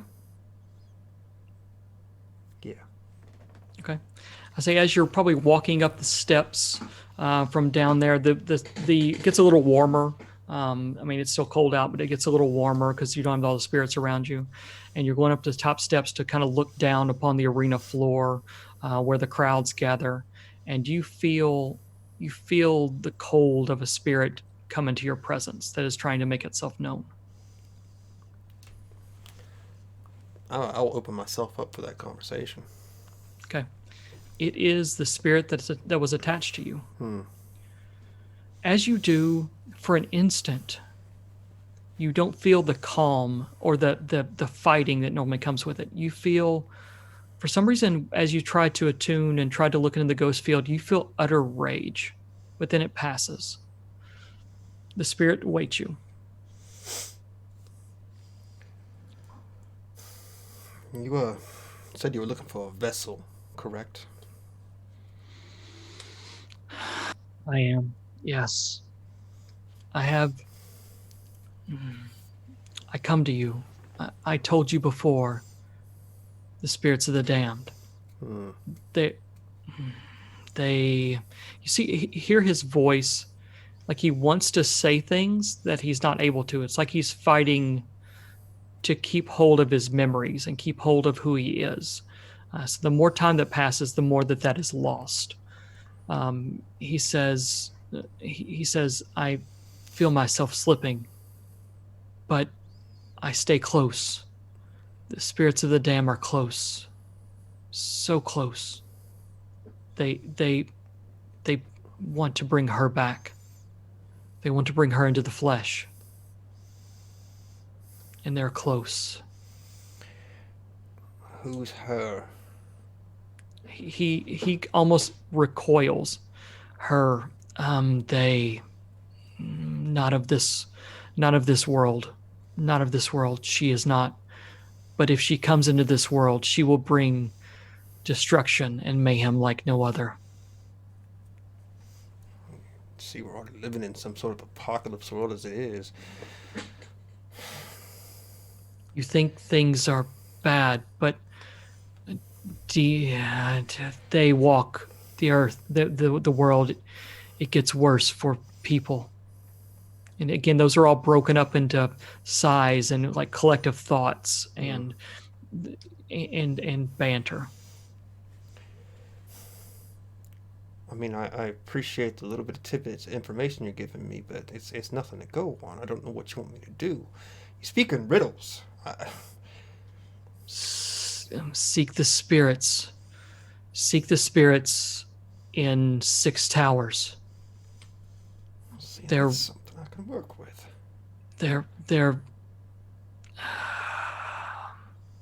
led, and then he kind of cuts out.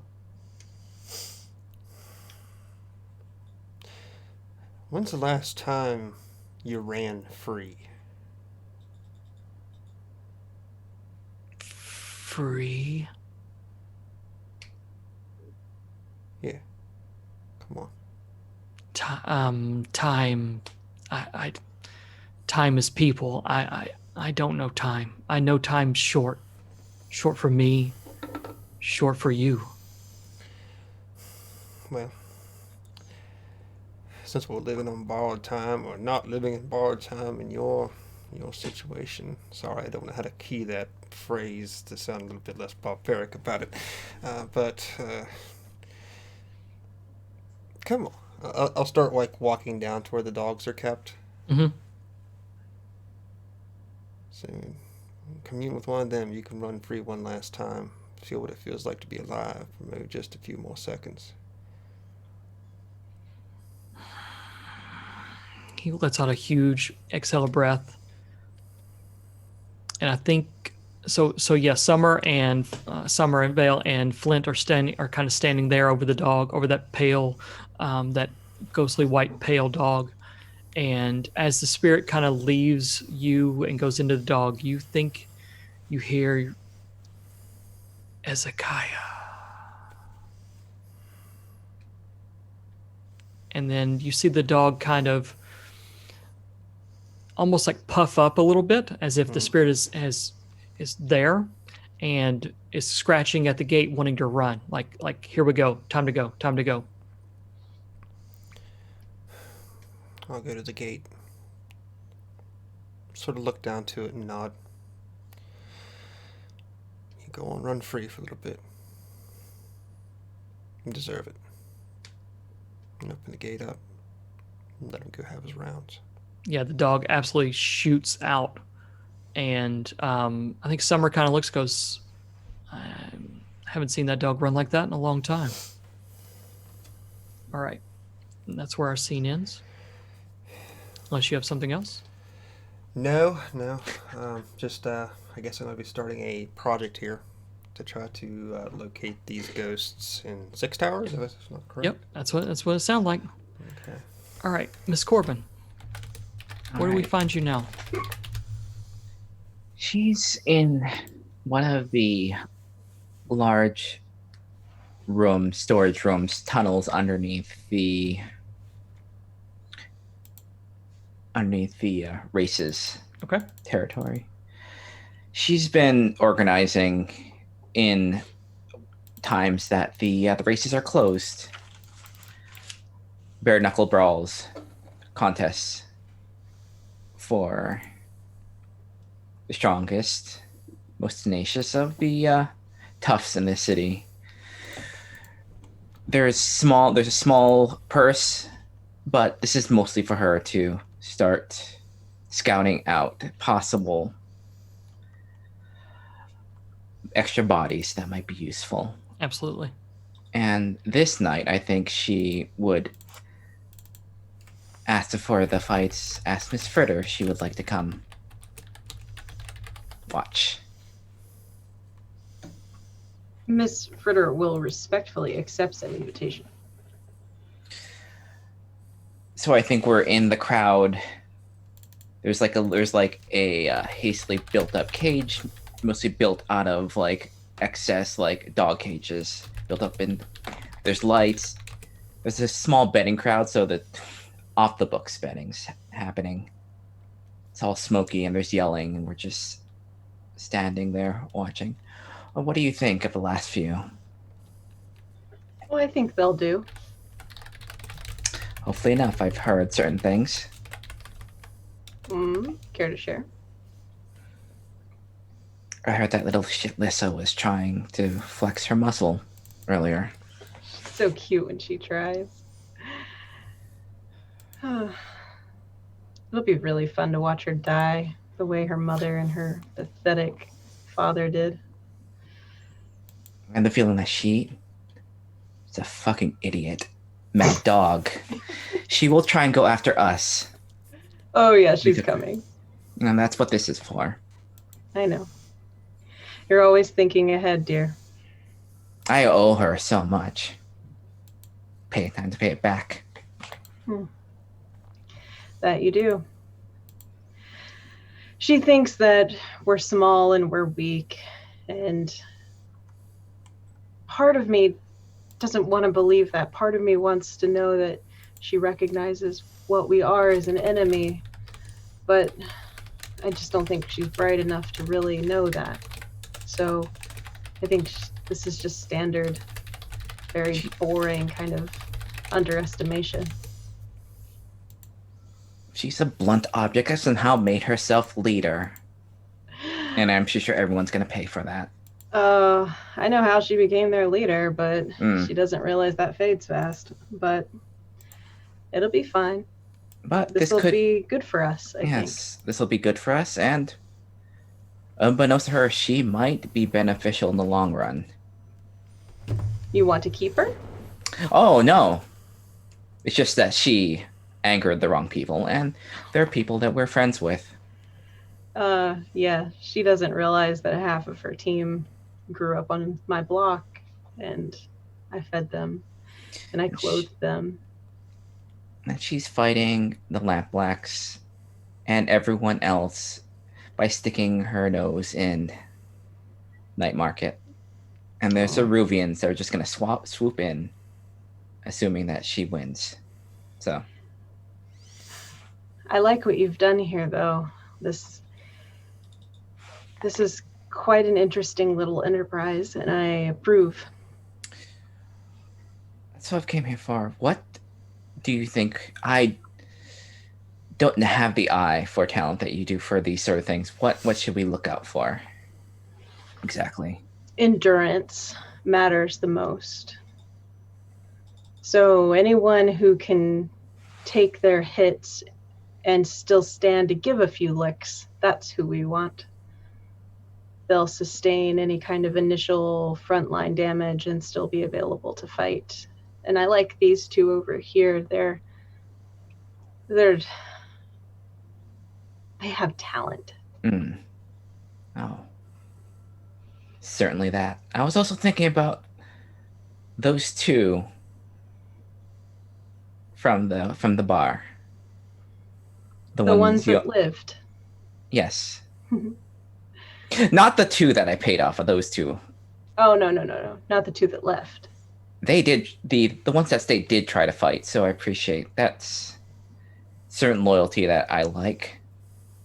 But all loyalty can be bought. Loyalty can be bought, but if you're willing to put your life on the line when things aren't looking good, that's something. I'm willing to entertain this idea. All right. So a few of them, well, we'll be ready for if Lissa tries to pull anything early. No, she's just biding her time. She knows I'm not leaving, so well, I'll just have to put a few things in motion. It'll be fine. What exactly did she try and say to get you to goad you? Oh, sweet girl. She just a normal, condescending, kind of average taunting. And nothing remarkable or anything like that, but she needed to know that calling me an old woman and talking about my knitting was not going to rattle me, but I figure I'd rattle her just a hair by cutting off my hair. Oh. Well, also, if she had also seen that man that you cut in half. That was well, cool. I imagine she's heard a tale or two, but it's different seeing it, of course. Maybe you can do that to her. No, I have plans for her. I have plans. No one can touch her before I get her. So that's something I get behind. Do you remember the twins that used to run on our block that were killed that summer before you left? Alyssa was involved in that. She caused that to happen. Yes. And I have never forgotten her involvement in that and her cruelty. And I've been waiting for this for a long time. As have I. I should remember they were my friends. I need to pay her back. As long as you don't cast that final blow, I'm fine. Oh no, I'm willing enough just to bring her low before the end. It's fine with me, dear. I don't want to deprive you of your retribution. Certainly. Well, final in the end, if she does die, it is a step forward for me. So I guess that would be the ultimate satisfaction. I think that your ascension is almost guaranteed at this point. Yeah. Let's hope so and stay sharp. Oh, thank you. I'm proud of you. Whew, that one. That one's right vicious. Yeah, I think that will.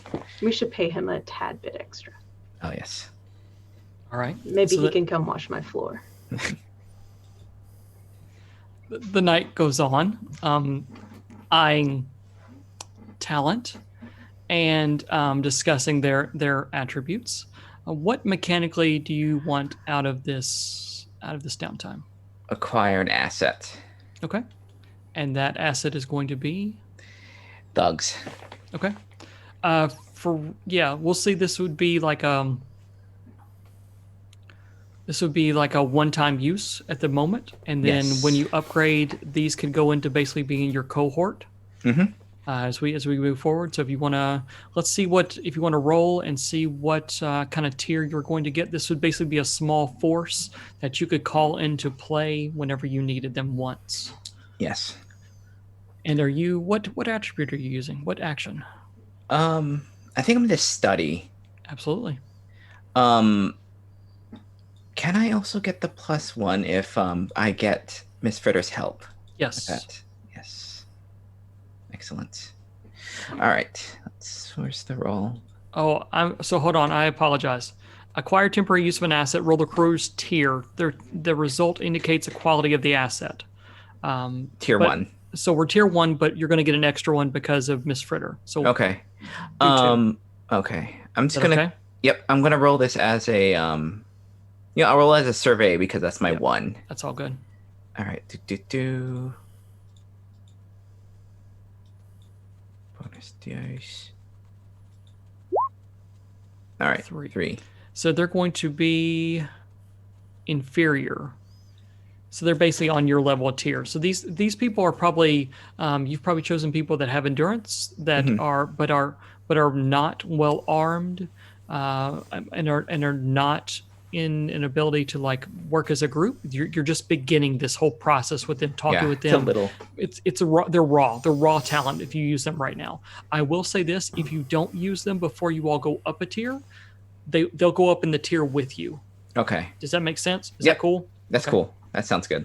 So I think just having the night passes. If you just want to make a note in your note section or something like that, you have a small gang that you can call whenever you want. So at the end of the night, as everyone's kind of mopping up and leaving, and kind of getting everything together, there is someone there. I imagine there's like a long tunnel that you kind of walk down, and you're probably one of the last people that is out there. Walking, kind of seeing everything down. And there's a small figure that is waiting for you in the light, the lantern light, and it looks like it's Cass Finn, the hive contact that is the manager of the racetrack, and she is waiting for you, kind of up ahead a little bit. She makes herself presence known. She's not trying to like ambush or anything. She kind of waves to you. Good to see you. It's off business hours, but always glad to have a visit. Yes, thank you. And she kind of looks back and sees the trail of people there passed a little bit ago, and she's like, "Business, not business." Business. That Always business. kind of business. Okay, understand. I just wanted to say, I mean, again, Kess is pretty sharp, pretty straight black hair and chopped. She says few words, but those words matter. She just says, you've done real well so far in talking and have your name in the ear of several people on the board. And so I wanted to let you know that is progressing nicely. But the one thing that keeps coming up and keeps being asked is we demand of our board members something above all else. And that's loyalty. My question, and this is where we're going to leave it for this scene, so I don't want you to have to answer this. Mm-hmm. What happens when our business directly is against your, and she kind of looks down at where everybody just came from, business? Which side do you choose? All right. Any other conversations? Anything else need to happen? Do you mean like tonight or in general? just in general for the downtime action? I mean, no, just because we also need to talk about what do we do next. Can I just tie this into the third Oh yes, I forgot that you had the ability to do the third. Yeah, yes. I'm just gonna like, since I was going to actually have talk to her. That's my Okay. third thing initially, but All right. she'll just say, as I see fit. If you're on the board, our business is your business. They are the same. We have the same enemies. And you have a stake here, so I see no problem with this more than any other member. And let's just put some extra consideration in there. I know that night market is a little bit busy and crowded at the moment. I imagine it has something to do with the crows being unreliable, sticking their nose where they're not supposed to be. So, I know funds for a little bit of persuasion goes a long way, and I know that is not cheap, as I like to keep night market as stable as possible. So, if you'll join me upstairs, I will have a little bit of a gift for them. Keep night market safe. Okay. And what is this? I am. This is seat at the table. Okay. Oh, okay. Yes. Sorry. All right. Go ahead and roll it up. I am yes, going what- to spend 2 coin Okay. to make that effective. Okay. So what action are you using? Consort. Consort. Okay. And I am going to spend 2 stress to up. Push yourself. Okay. Yep. So an extra die and 2 extra effects. Mm-hmm. All right. Let's roll it up and see what you get. All right.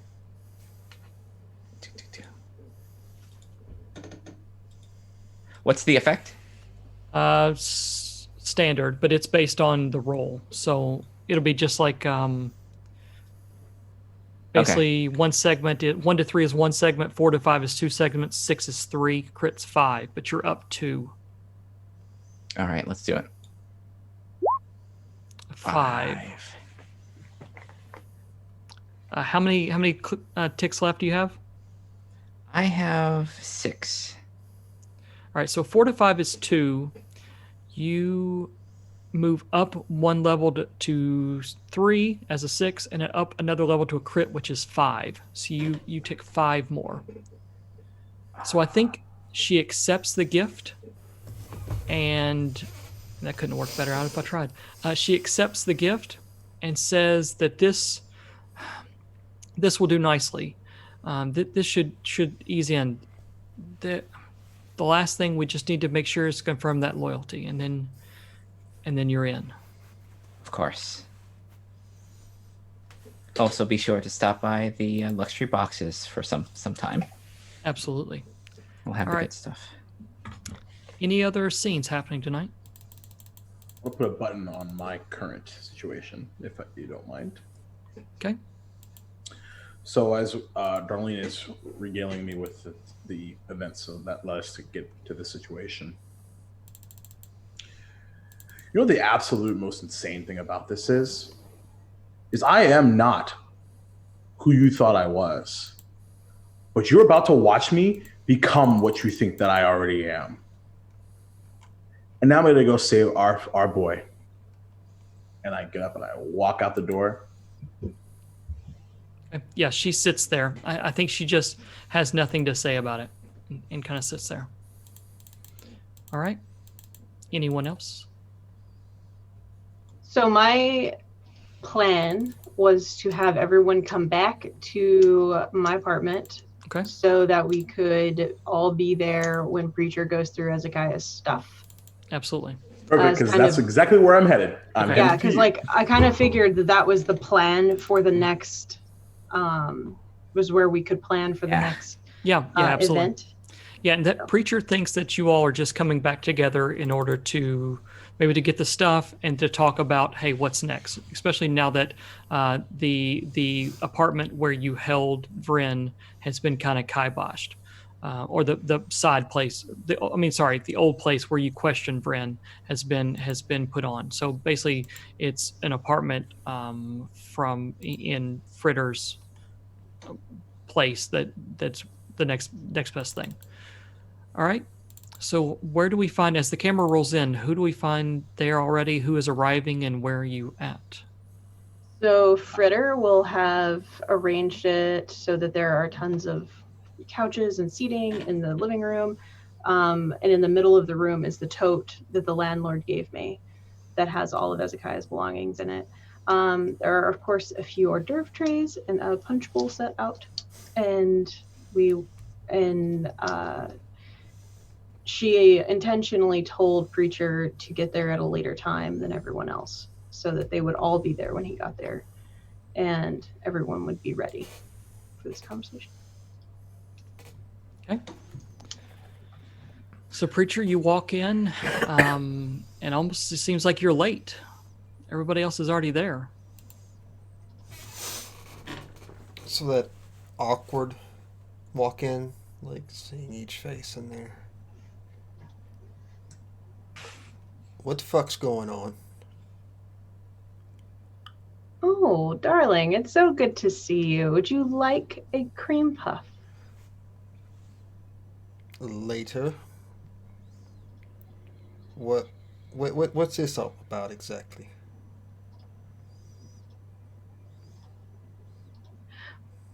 Well, we needed to talk about a few things. One is kind of what we're doing next as a group. I'm like pacing, which is Some shit's gone down.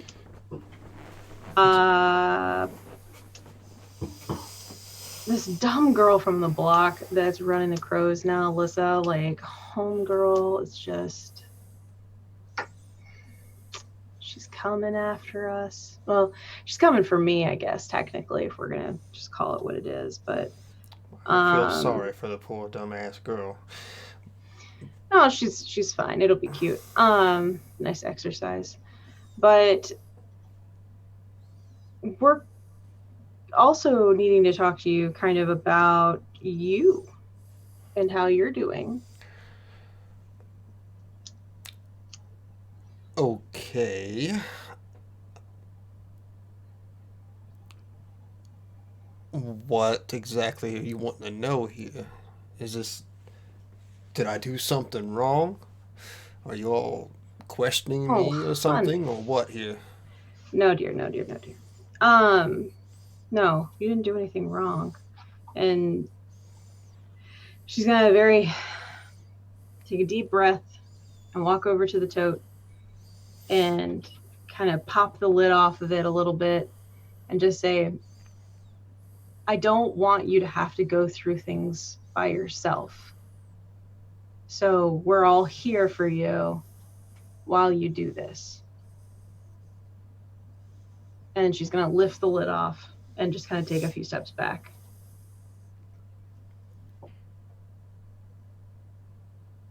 Take a few steps forward and slowly look down into the contents of this crate.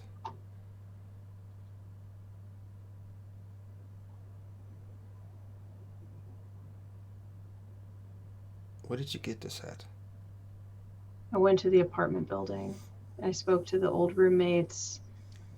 I went into his room. I spoke to the landlord. The landlord had been holding his things.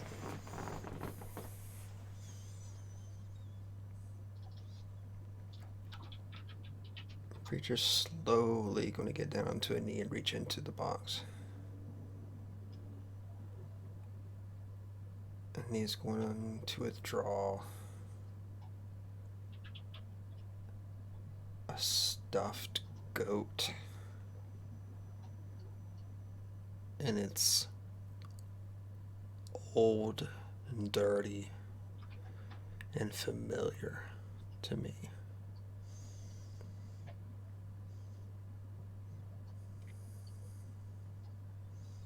Just gonna hold it and just stare at it.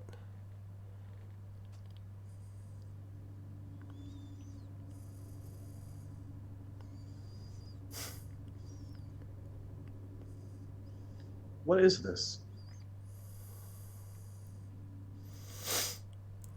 Probably one of the few things in this world I gave this boy that was actually something decent.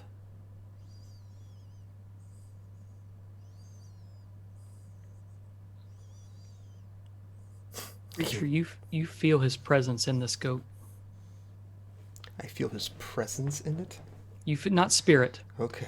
just not like Oh that. no. sorry. Oh man! No, no. Oh snap! We But- brought you your son. No. You feel as you hold it. You feel all the times he held it. You feel the warmth that it brought to him. You feel the comfort that it brought to him. You feel that you gave it to him as a small child, and yet even as a teenager and going off to college, he still kept it. You feel that it was a part of him, and his presence, and I'll say presence, not spirit, kind of rubbed off on this thing. How precious this is to him, and you know that it was well loved, and something that he cherished. You feel that connection still there.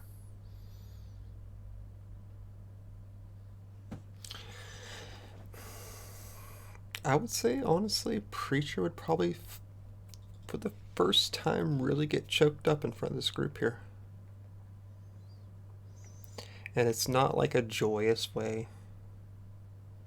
It's the lines on his face almost seem to grow deeper as the realization of how far he's fallen from this post of being a father.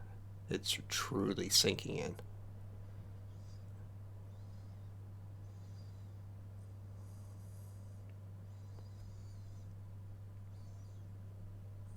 Fuck.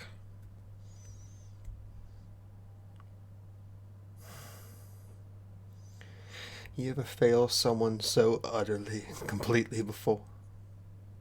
Yes.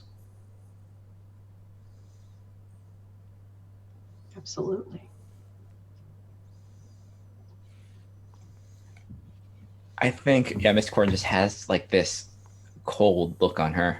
I think she's sipping her drink. She's also looking at eyes a little bit.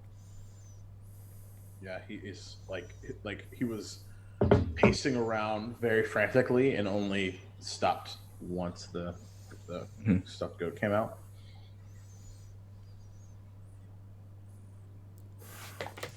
Sort What of are just next like steps for you? just drops the goat back in the cage and steps away, like one step back from it.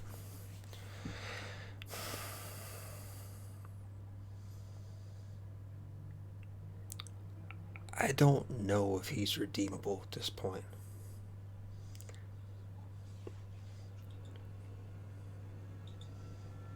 Fuck.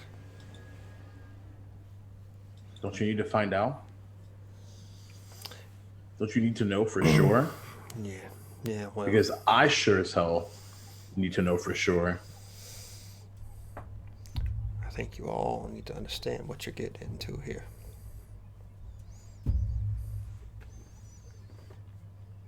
What do you mean?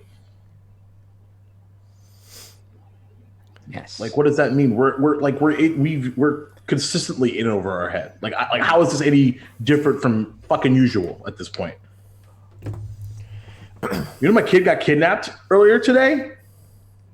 Critter is going to be like, what? Yeah, I was trying to be polite and like deal with the situation at hand, which is why I'm freaking the fuck out. We are inches away from a gang war now. And you know what's funny? I could give a shitty shit about any of that right now. The reason why I got here and the reason why I am here is for one reason. And I was this close. We literally talked about this. I finally this close. And suddenly he's gone. Do you know who took him? And Do you know where he is? I don't. That's why I came here.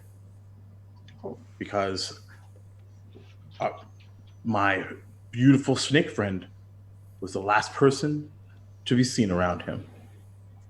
The Walking Dead man? Yeah, Hmm. that very one. Oh man, I actually might have to kill him before you do. Why isn't he dead already? Preacher, as they're talking, you take a peek over into the box again and notice that when you threw the goat down or laid the goat down in there, one of the notebooks kind of fell over and opened up. And you see the writings of Ezekiah.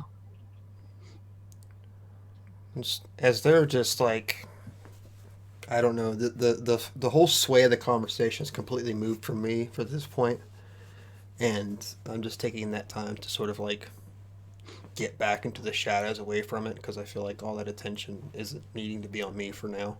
Yeah.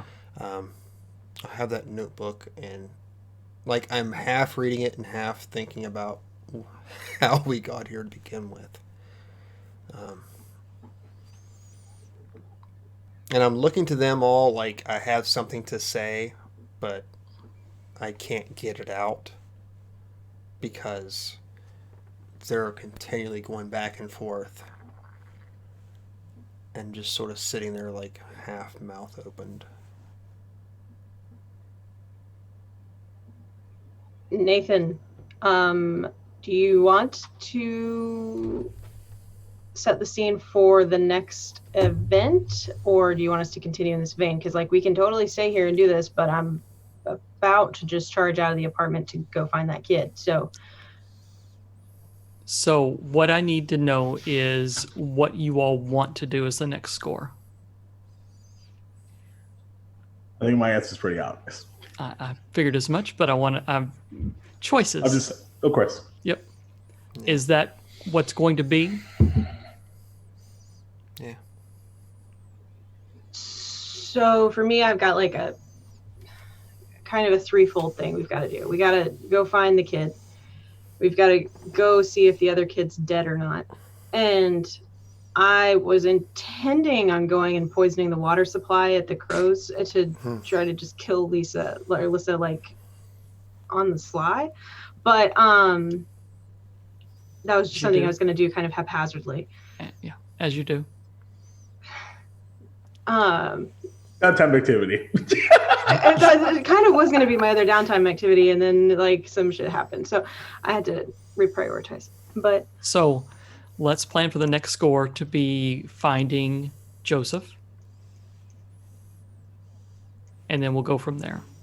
I think Miss Corbin just stands up.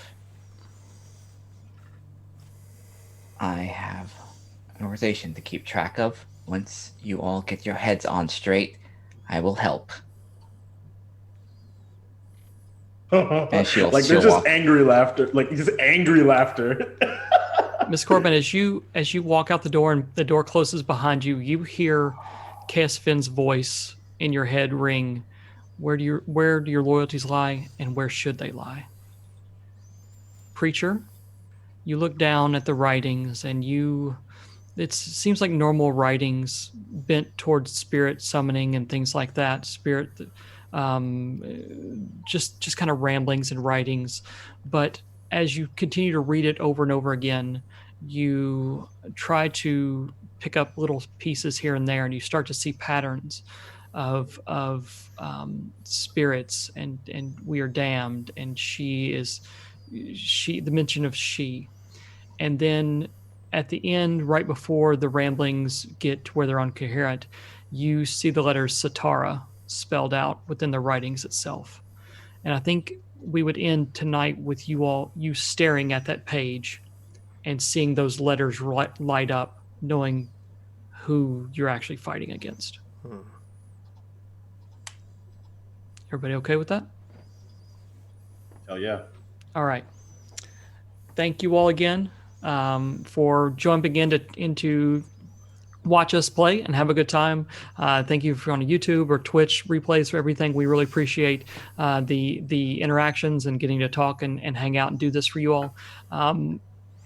Again, for me as a GM, these are I say this every week, but every week the players, I mean, you fucking amaze me.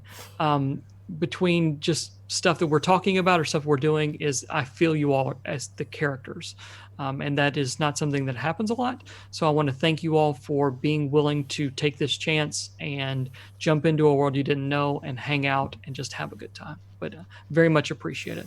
Again, I'm Nathan, narrator. That's what I'm going to go off from there for now. And I can be found on Twitter at Not Another Nate, Discords and stuff like that.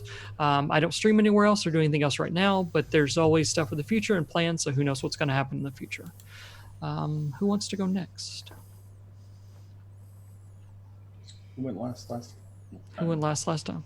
It's Saevrick, but he always goes last because it's like his. I think it's like his thing, or so, I don't understand. It's like his. It's his channel, you know. I mean, if you guys want to take us out, you can. No, I'll go. It's fine. All right, go ahead, Hannah. Totally fine. I'm Hannah. You can find me on Twitter at Stop That Old Woman. I'm here on Wednesday nights playing Blades in the Dark, and Saturday nights playing Star Wars. That's all I do currently. And with that, I will pass it on to Shauna. Hey, I'm Shauna. I'll go by Flying Cirrus on Twitter, Instagram, and place else where you can see my art and the games that I play. Other than this wonderful game, which emotions of every one of you. But other than that, it's on Saturdays. For Level Up Dice, it's a Rise of the New Gods, a Scion game where get to play a little Kitsune Godling, and on Mondays. On Encounter Roleplay, it's For the North, and a Song of Ice and Fire game where the GM has given me a love interest and I am terrified. My teenager is in love and I'm frightened to death. It's scary. Right? Yep. Jacob. Yeah. Oh my God. What is there to say? Holy shit. Narrator. The narrator. I'm just the narrator. I kidnapped your son. Double kidnap. No, just kidding.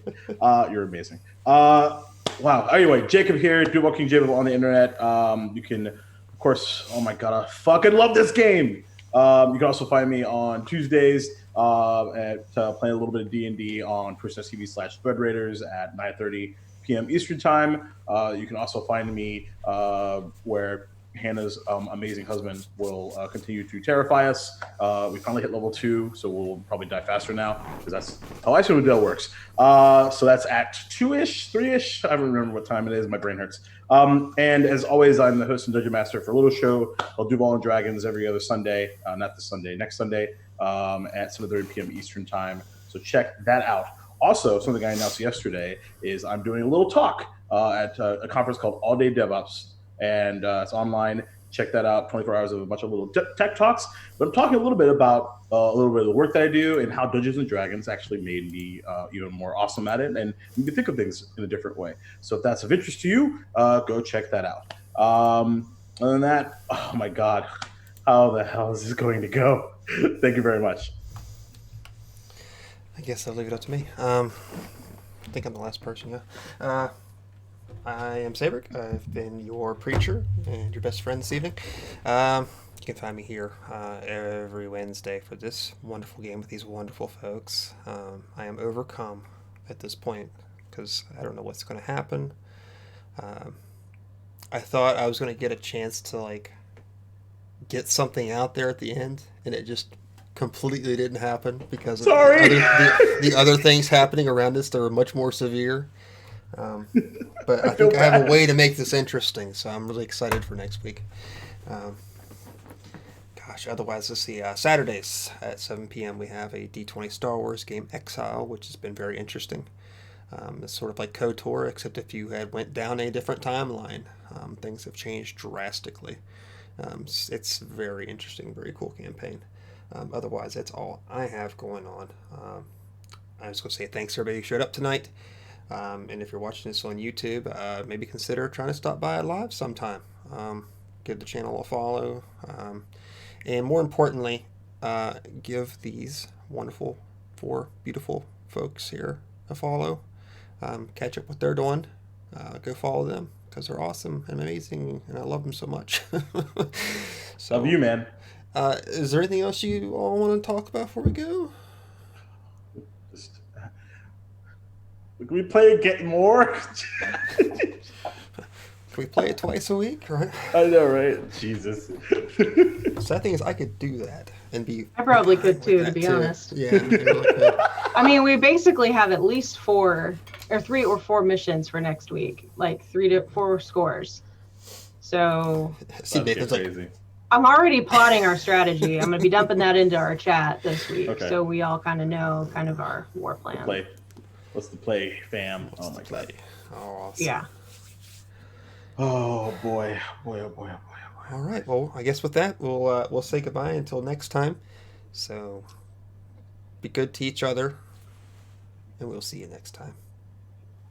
Bye bye. Peace and love.